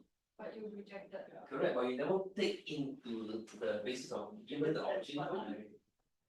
Because, I mean, I have a lot of different religion friends. So Christian friends, some of them I felt, okay, I really, I can buy what they say. Because sometimes God comes in different way. It might not be just that way that you think it is. Same as some of my friends, she lost husband. Now I don't believe in God already because I keep pray, and my husband she'll pass away. But of course, at this point of time, I can't suggest anything. But I can only say that maybe sometimes the prayer comes in, is answered in another manner, But people see it only the result. They're only at this point of time, oh, I pray, but husband still died. But they are still not in the stage of to see, but what's the message? Also be careful what you pray for. Because whatever they ask for, God will give you. Example, I ask for wisdom. Right? You are given a position, yourself will be placed in a position where you are always not left and right for you to gain that wisdom. But in that trial, the experience is that you're actually asking the right thing, because it's giving you wisdom. No doubt about it. Because sometimes you need the wisdom to see a lot of things. That's why I was saying that usually when you ask things from God or the universe, they will give you. They might not give you the direct man. They give you the opportunity. Talking about trials and belief system. They give it maybe in a more different Every culture is double way stuff. that you got to realize it. I felt because I always felt it might not be that simple. Oh, okay, you want this, then I give you this. It comes in another way that makes you continue to metaphor yourself as a human being, to see it, or realize it. Some Christian practice hypnotherapy utilize another structure, which they call on the system of God. Yeah. So in that session, you get like guidance because you feel comforted. Correct. I'm so more comfortable that way. And as long as you go, so that She cannot let go. She said, "Oh, the husband is such a good person," and said, but my subline is, "Oh, I think that's more the reason why he left law because the God needs him and is in a good place, Lord, but it's difficult to tell her that at this point of time." Maybe I can share with you my own experience. There's this Bible verse, right? Genesis 11:25. They actually say, on this land, whatever you see, I will give it to you and your descendants. So they actually never say on all the good thing I will give it to you. So whatever you see, I'll give it to you. Like for example, like my auntie, she is not a believer, but she buy a few houses, then she always tell the neighbor that these few houses I will sell it if I got cancer because I don't have insurance policy. And after that, when she's like 65 years old, then she really got cancer and she sold all the houses to pay for the medical, and she passed away. How of the words? Yeah. And 2 days after my wedding, my husband's uncle also passed away. That he always said like, I don't want to live long life because long life very troublesome, Singapore very expensive, like 70 years old 就够了. He always quote 70 years old enough. Okay, me too. And Me too. he I don't want passed to go away beyond. 3 months after he turned 70 years old. So it's like, because I always will share with my friends like non-Christian, like God never promised you a good life. In the Bible, it say whatever you see, I will give it to you. I totally agree with that. You see beauty, Former I'll or give it after? But mine is a good life. Mine is a different way because I always thought, okay, 35 is enough. So I do a lot of things Until 25. until 35. But I'm so glad that the creator, okay, or the creator. my God, let me see that. You see, actually, now I look back, it's, oh, I would have missed so much more if it ended when I was 35. We all have a purpose on earth. You know, my mother was, she had a eye disease. So back in the days, the doctor just said, look, you've got a degenerative eye disease. That means your eye, you're going to lose your eyesight eventually. So every year, her eyes got worse and worse. But when she had my sisters and I, she always prayed. She used to say, because her eyes were bad, and she used to pray and say, I'd just like to see my children go to school. It's only unpaid. I just would like to see my children graduate. She used to always say, I would like to see my children. So each prayer changed over the years. And when I had my kids,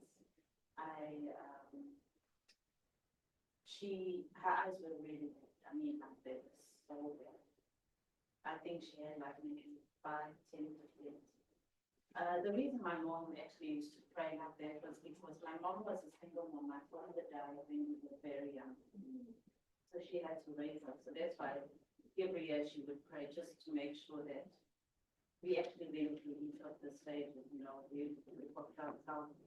And when I had my kids, eventually stable enough, because my mom was not my medical aid, or medical insurance. She was on my sister's medical insurance, and she would need a transplant. And I remember she was on the list for many years, and we couldn't give her, a donor. So when I had my kids, I stopped working and I got quite a huge payout. So what I did was I took it to a medical facility and within a month we got a donor. Private always works. money talks. Anyway,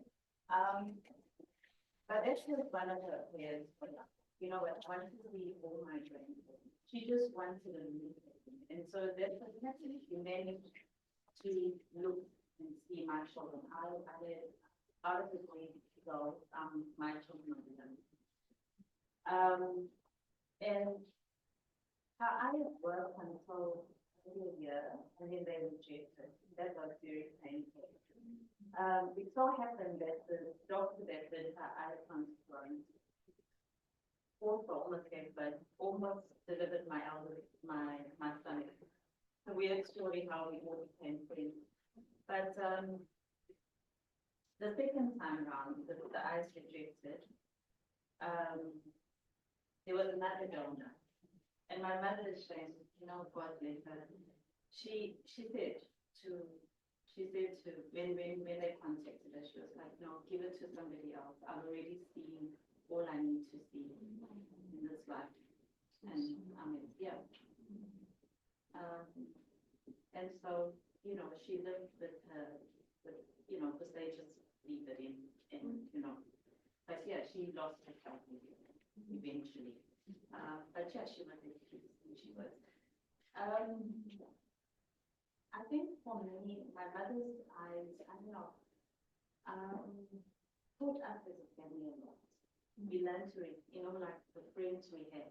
You know, my mother would ask Kilasha, and she always tried to be, you know, like if you came with it, she would ask, can I make you a cup of tea? Now my mother's blind, so she can't really see. So like the cup, she would take the cup and she would feel. I imagine this is people that don't know what she'd be feeling your cup like this. And no one, you know, sometimes you think, I'm drinking that tea. What's this woman doing to this cup? But that's how we ended up writing our friends. Acceptance. If they could accept us with a mother, you know, so, and they'd be like, no, sure, you know, and appreciate. For me, that taught me so much about people, people, you know, caring, understanding. You know, like sometimes, like my mother was alone, even though she was blind most of her life. Neighbors took care of her. We all stayed. I lived 500 kilometers away from her, but people would phone us and tell us, listen, this is what's happening. We knew that this neighbor got a key, that one, you know. So, yeah, her being blind was. If you look at it, it was difficult. I think there's so much beautiful things that came out of it, you know what I mean? But what I believe is sometimes it can be physically blind, that the heart is not blind, You know? which is much better than those with healthy eyesight but blind. See beyond what you don't see. What is also what is not. What is not is also what is. That is the way of the Tao. Okay, let's get practicing. We practice with each other. We have about half an hour. Just nice for you to try with each other first. Experience what it is. Okay, Cecilia? Oh, the stage 1, 2, 3. Steady. Yeah, stage 1, 2, 3. If you think that you don't have enough time, then just practice stage 1 and 2 first. Because 1 is about eye catalepsy, 2 is about arm catalepsy, 3 is number block. It may not necessarily be number block, it's fine. What one is what? 1 is eye catalepsy. The more that you try to open them, the more that you cannot now stop trying and go deep into hypnosis. The eye one. That's stage 1. Stage 2 is basically arm catalepsy. Lock you by the elbow, lock you by the shoulder, and the more that you try to lift them, you go bouncing back up. That's stage 2. I heard you say it's all eye catalepsy. Eye catalepsy. C-A-T-A-L-Y-P-S, I think. Let me see. Suddenly I cannot remember how to spell the word. Catalepsy. C-A-T-A-L-E-P-S-Y. L-E-P-S-Y. P-S-Y. So both stage 1 and 2 is catalepsy. Yes. Stage 3 is number block. The pink one. The pink color one. Stage 4 is general anesthesia. I think analgesia, which is you don't feel the numbness around. You can feel the pressure, but you don't feel the pain. That's anesthesia. Anesthesia is don't feel pain, nor pleasure, no pressure. What anesthesia? Analgesia G, analgesia, is basically you feel the pain, don't feel the pain, but you feel the pressure. Yeah. Analgesia. Yes. Anesthesia is basically no pain, no pressure. No pain, no pain, no pressure. Stage 5. Stage 4. Remember stage 4 is analgesia. Ma? I also need to Google for you. Analgesia. ANALGESIA. I repeat, A-N-A. L. S-I. Correct. The inability to feel pain. But you can feel the pressure. In actual fact, it's covered in your book later on pain principle. Then number 5 is Number 5 is positive hallucination, I think. about anesthesia. In stage 4, if you bring it deep enough and you condition in such a way that you can go into anesthesia or analgesia, one or the other. Anesthesia or anesthesia. Yes. Also, It depends on what you want to do. It's about removing pain, remember? So like for example, a person doing wisdom tooth extraction is analgesia or anesthesia. Depends on how you look at it. So it's as in the anesthetic, Yes, anesthetic, right? So before we carry on to the test, okay, what does 5 say? 5 is basically, actually it's in your book. In the book. Yeah. I saw Cecilia watching it just now. Stage 4 is amnestic stage. Stage 5 is somnambulistic stage. And stage 6 is profound somnambulistic. Page 47 of the book. So you see stage 5 is positive hallucination. Stage 6 is negative hallucination. Negative hallucination. One is positive hallucination, one is negative hallucination. Remember earlier, in positive hallucination is what? They see a clock that's not there. Negative hallucination is basically he can't find his watch. Remember that one?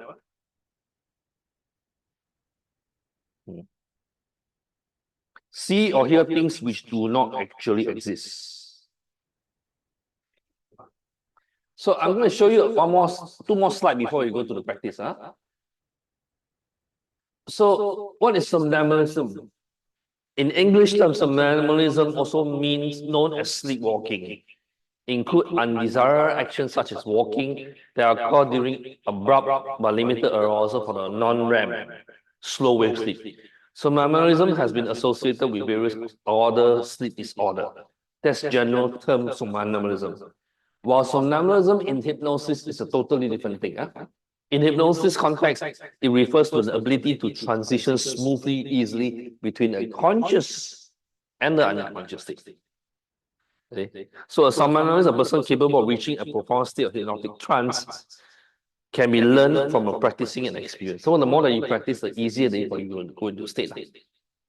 Okay? Okay. So ready to practice? Okay. Sorry?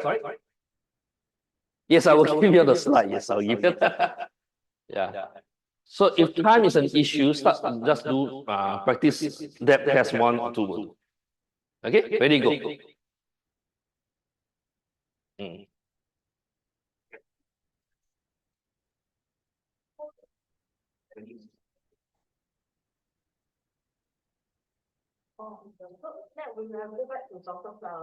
Yes, Doctor, induce, awaken. But before awakening, you are in the suggestion part, remember? That's where you do a depth test. Correct. Astral traveling, that's a different story. Sorry? Different. Astral travel is basically you're projecting. For Christians, you don't believe in that because basically it's about moving of a soul. For transpersonal psychology, which is studying on the human soul, research into it is basically your soul transcends from one space to the other.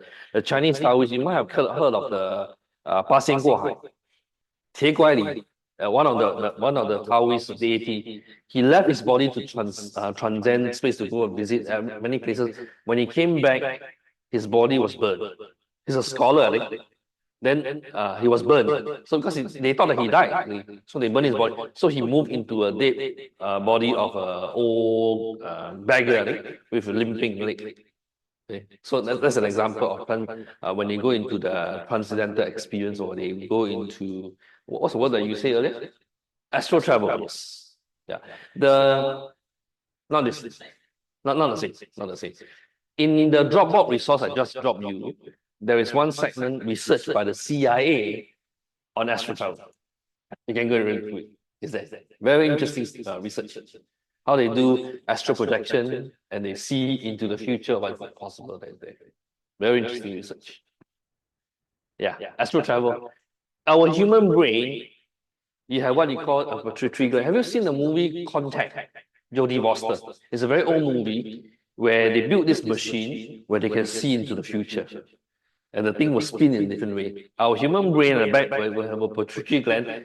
It's actually there's a scope going through at the same time. So using the same concept, if you're able to go into the state, you're able to see and project. It's very interesting research, but to do it is another different story.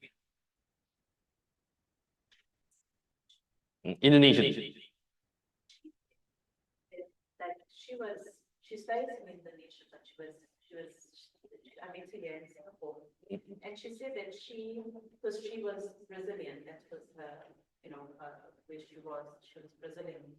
She said that she could project herself, where she could travel to see her parents in Brazil, even though she was there in Singapore. But not like the same. The physically body is still here. Astral travel. It could be.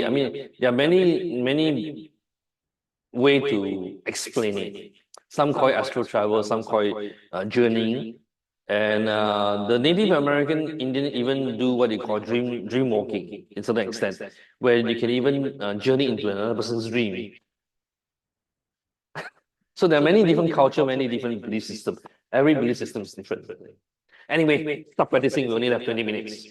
I know there are a lot of questions, always exciting to ask questions. It's always very fun too, right? The idea is to make sure that you practice and have fun. And you can learn and grow.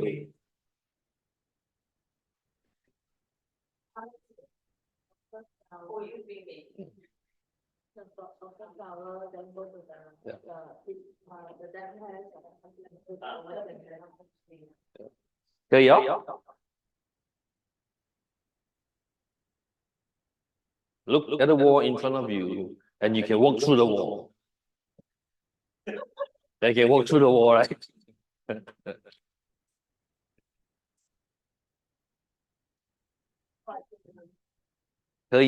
Chicken feet up.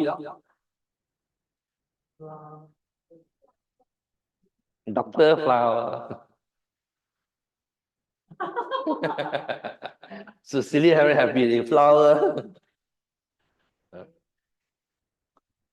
So this is your second position. So relaxed. Yes. Alright, so we're going to start what is this? If you're going, you can't hypnotize two of them at the same time. Can I do two? Because how are you going to do a test? You're going to do, remember?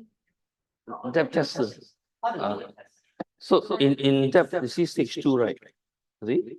Now I'm going to hold your hand up, lock your elbow, lock your shoulder, and the more that you hold it permanently, the more that you push, it come up. Then you go to the depth test, what does that do?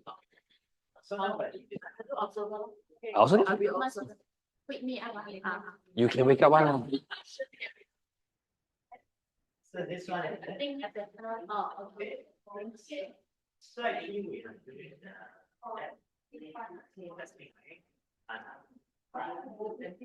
She has to go to Dr. Powers.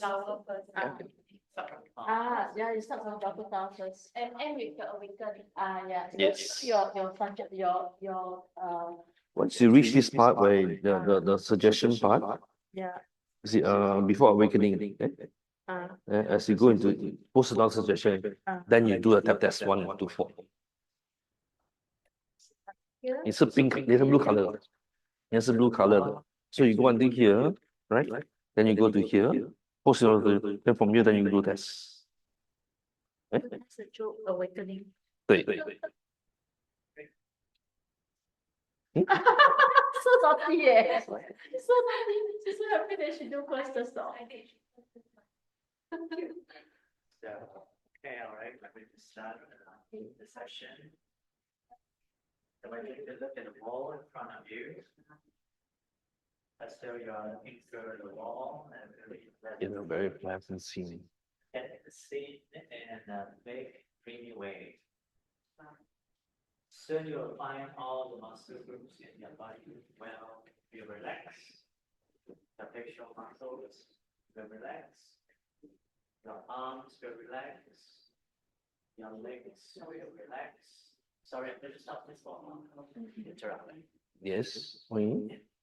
Because now I'm doing this, like, because not knowing if she is the Permissive or authoritarian. It doesn't matter because now you are only practicing. because I'm trying to do that. Soon you'll find the muscle groups. Yeah. So you can do progressive relaxation too. It works the same principle if you want to do the test. But the idea is, since you've seen Dr. Flower, it might be easier for you to practice it together. Oh?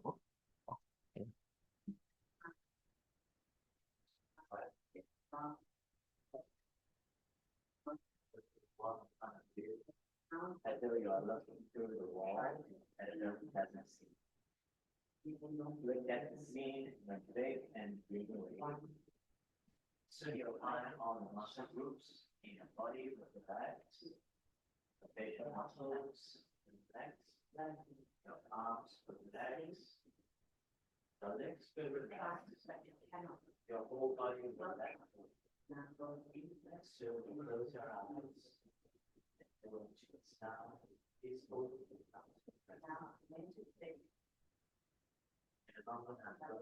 Count 1, 2. On each count, you will close your eyes. Count your eyes. Start or reach count 20, maybe 22, maybe 10, 5. So as you, I've done it. you got into here? Yeah. Yeah, that's it. Then you see whether the eyes close or not. They open. Done already, yeah? Okay, now you go to this one. So I'm now going to take your arm by the wrist and hold it up. Look at the wall in front of you. Lock it at the elbow. Lock it at the shoulders. Give it a little tug, and it remains rigid and stiff like a bar of steel. In a moment, I'm going to ask you to lower your arm. You will not be able to do so. Any downward movement at all will cause your arm to bounce back up. Bounce back. I'm going to count to 3, at which time you will try to lower your arm, but will not be able to do so. 1, your arm is rigid and stiff like a bar of steel. 2, rigid and cataleptic. 3, try to lower it. You can't. Try harder. You can't.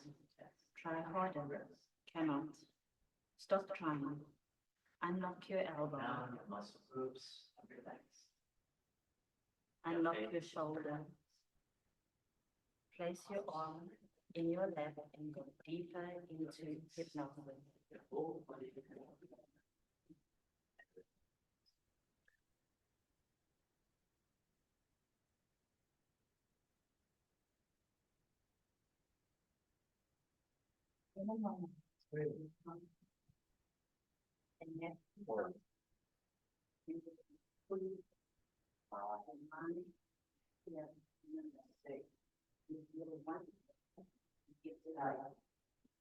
Then to her, A. To the wonderful and then four, eyes starting to open now.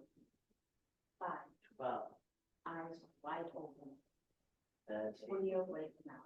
And even finding if you like, feels wonderful now, doesn't it? 18, You're my first kid. What one to do this? 7, I must be honest, I got a bit confused, but it's This pause, remember the hypnotist never fail? The client can choose to go in or not. So you know that you did depth test 1, depth test 2, you didn't do depth test 3. yeah. Depth test 3, you need to have a dialogue. So when you ask them, you read from 1 to 10, you'll go 1, 2, 3. So there's a conversation between the two of you. But the idea is that, so the lock part is when you lift them up, right? Lock the elbow, lock the shoulder, then give a tuck and let go. So no matter how much push down, you'll come back up again. How did I you? did feel the pushing back up, but I feel like I can feel it. Yeah, because you haven't gone to the depth too. Yeah. I did feel the. Yeah. Oink.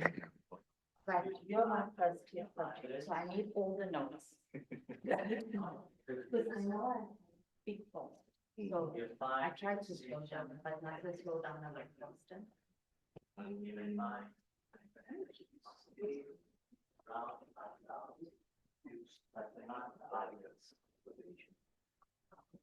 now, 5,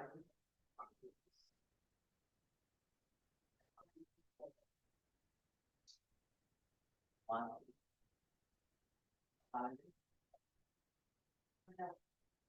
2. That's not 2. 3. Try, but you cannot. Stop trying. Now go deeper into hypnosis.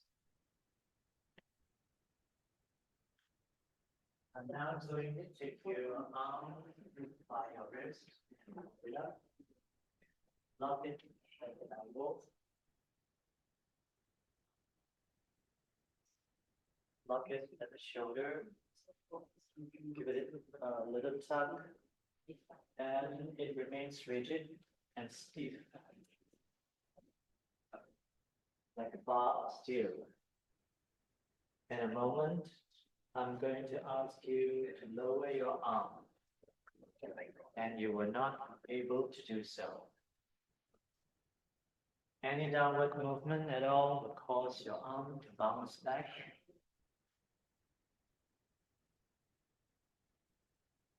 Bounce back up. I'm going to count 3, and each time you try to lower your arm, but will not be able to do so. 1, your arm is rigid and still, like a bar of steel. 2, rigid and catalytic. 3, try to lower it, you can't. Try harder, you can't. Try harder, cannot. Stop trying. Unlock your elbow, unlock your shoulder. Place your arm in your lap and go deeper into hypnosis. Under hypnosis, you can speak to me if I ask you to. I'm now going to ask you to deepen your own hypnosis by counting from 1 to 10. If it counts, I will say a word.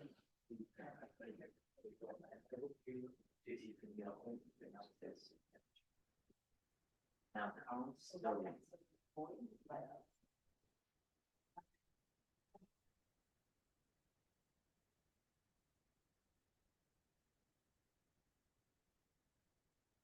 Now that counts slowly from 1 to 10. Time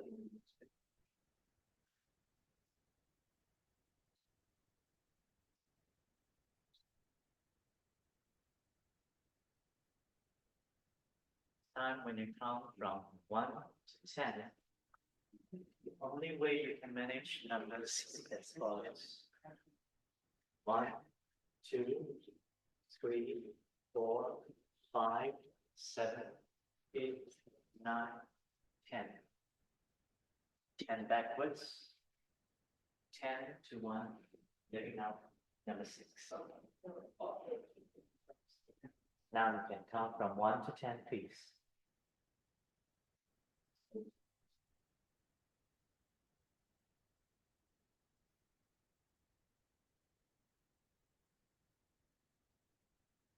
Even when I'm with you, the only way you can manage numbers will be as you just did. Until I snap my fingers twice.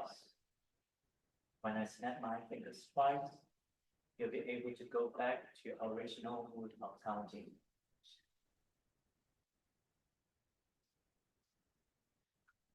Now please count again from 1 to 10.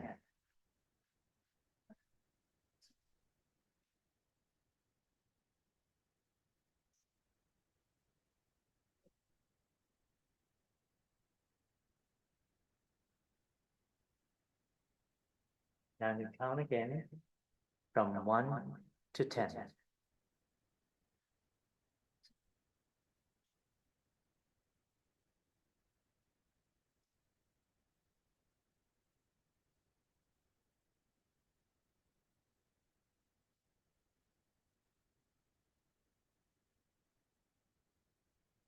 The moment I will count to 5, and at the count of 5, you will fully win. Your mind will clear and alert. You'll feel wonderful in everything. 1, you're starting to emerge from hypnosis. 2, feeling wonderful in every way.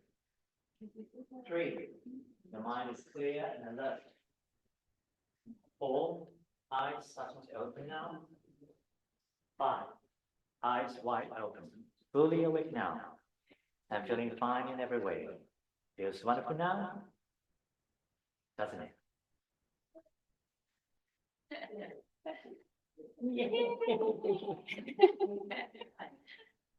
I've done it.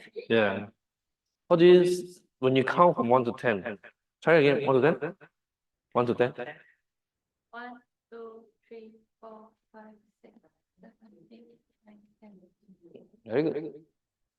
So you know that, do you know that the earlier itself from 1 to 10, before that was 1 to 7, 6 is missing. You know that? Were you aware of the 6 that is there, but you can't say that? Yeah, I aware the 6 is missing. It's like the instructions were just will follow the instruction. I can feel myself following the instruction. Am I not supposed to? Yeah, you are. Yeah. I'm You may be aware. It's okay, but just I feel that you can't say the word 6. Should it? Without the 6, Yeah. So you double stack, it's all back to normal. That's why it's 1 to 10 again. with the 6. You the 6 is back. it's also without the 6, right? Yes. So well done.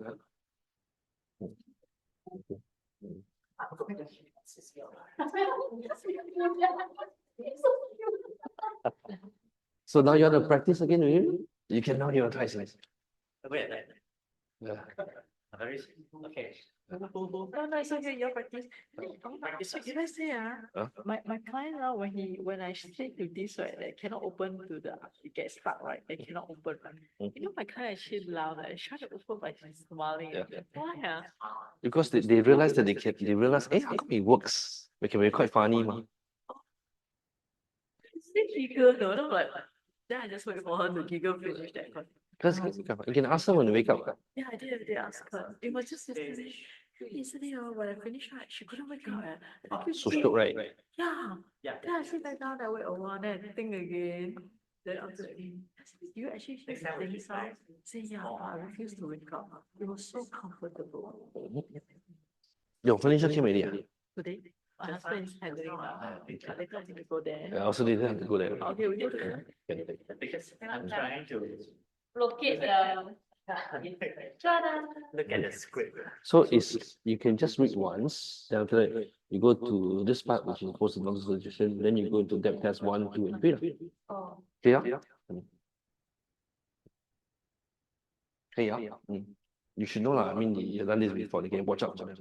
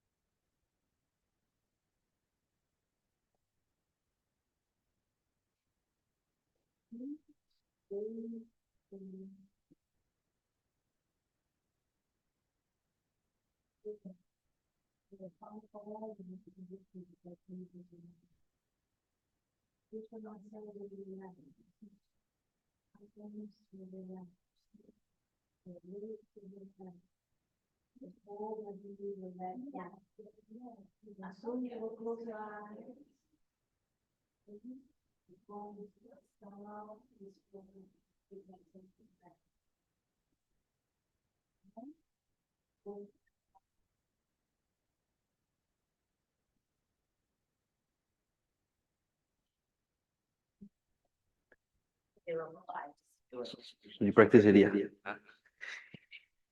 We will share with you. Share the leave.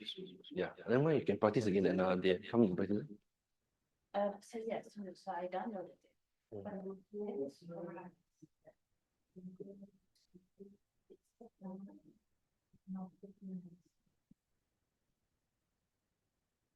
now your muscles are relaxed.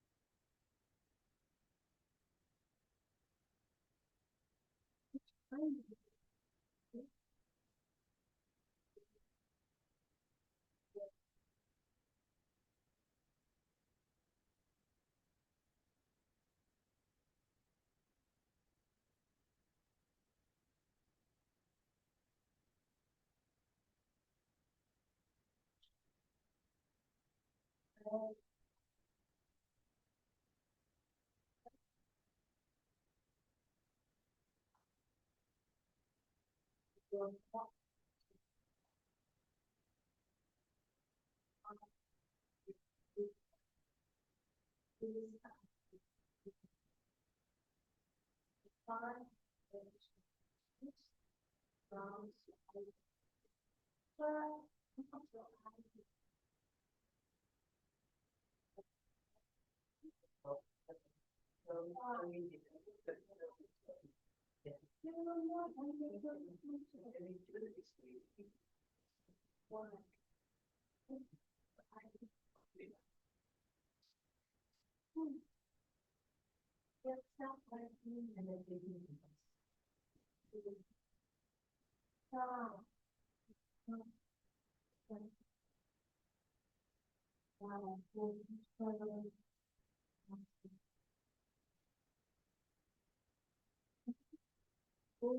your arms by your knees and hold it up.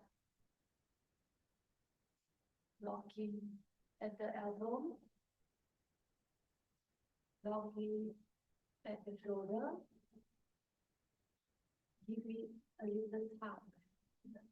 And it may remain rigid and still like a bar of steel.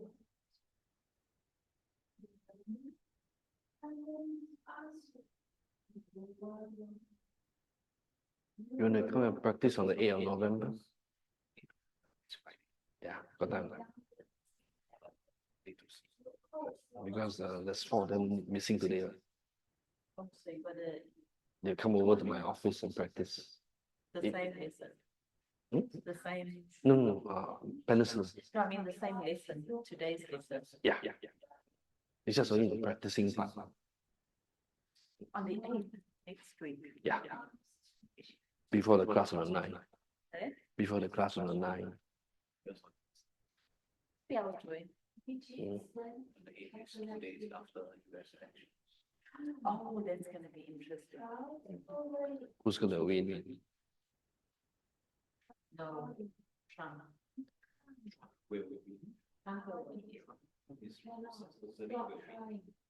Because of the system. Yes. Oh, you're 100%. APEC is decided. She's gonna win. But yes. They were saying that even now they have like some states, right? There are people burning voting boxes. There are people like digitally changing. There's no immediate.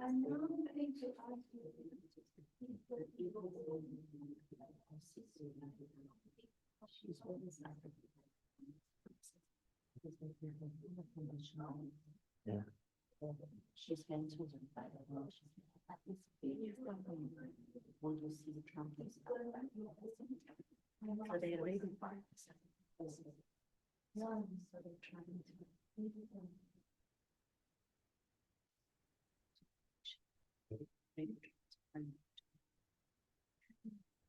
So we never know what's gonna happen next. It'll be interesting.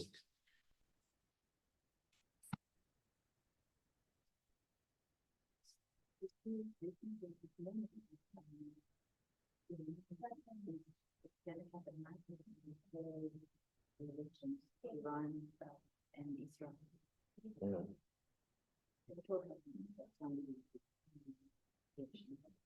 Mm. Oh, well.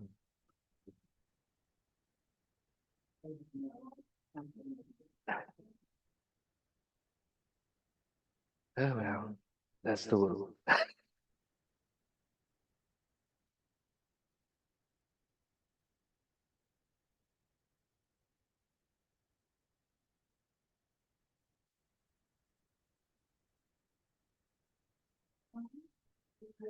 From 1 to 10, the only way you can manage numbers is a couple of 1, 2, 3, 4, 5, 7, 8, 9, 10, and that is 10, 9, 8, 7, 5, 4, 3,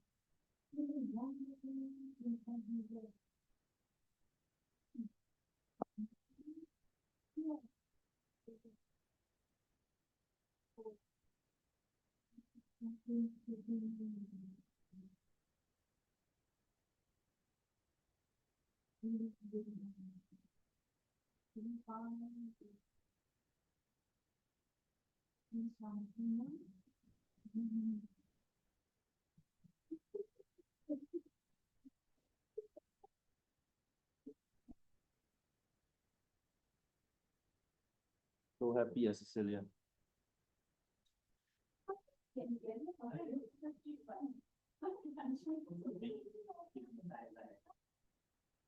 So let's come back. Everything okay? Had fun?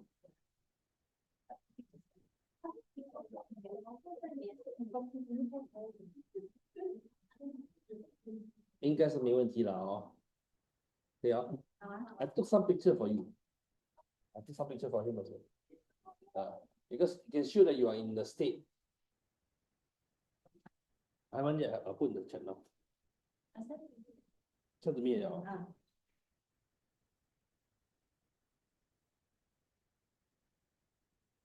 Forward to the group chat, Michelle. That's the only time you want to, but I give you everything that I do.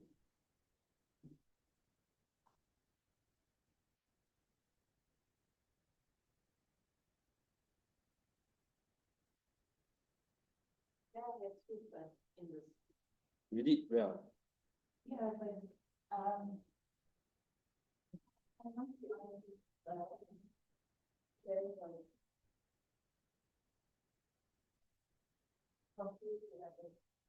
Confusing. You know, I think that I focus quite well with time. It shows that it can be done, right? So well done, everyone. It was fun having you today, getting to hypnotize each other. You can try practicing like again with each other. I was mentioning to Pamela about the 8th of November. So if you want, you can come back. Let's see Cecilia whether she's available. Come back and practice with the rest if you have time. More fun, right? Before the class, you were the one who said 8th of November, right? We have no holiday. There's no holiday for the unfortunately.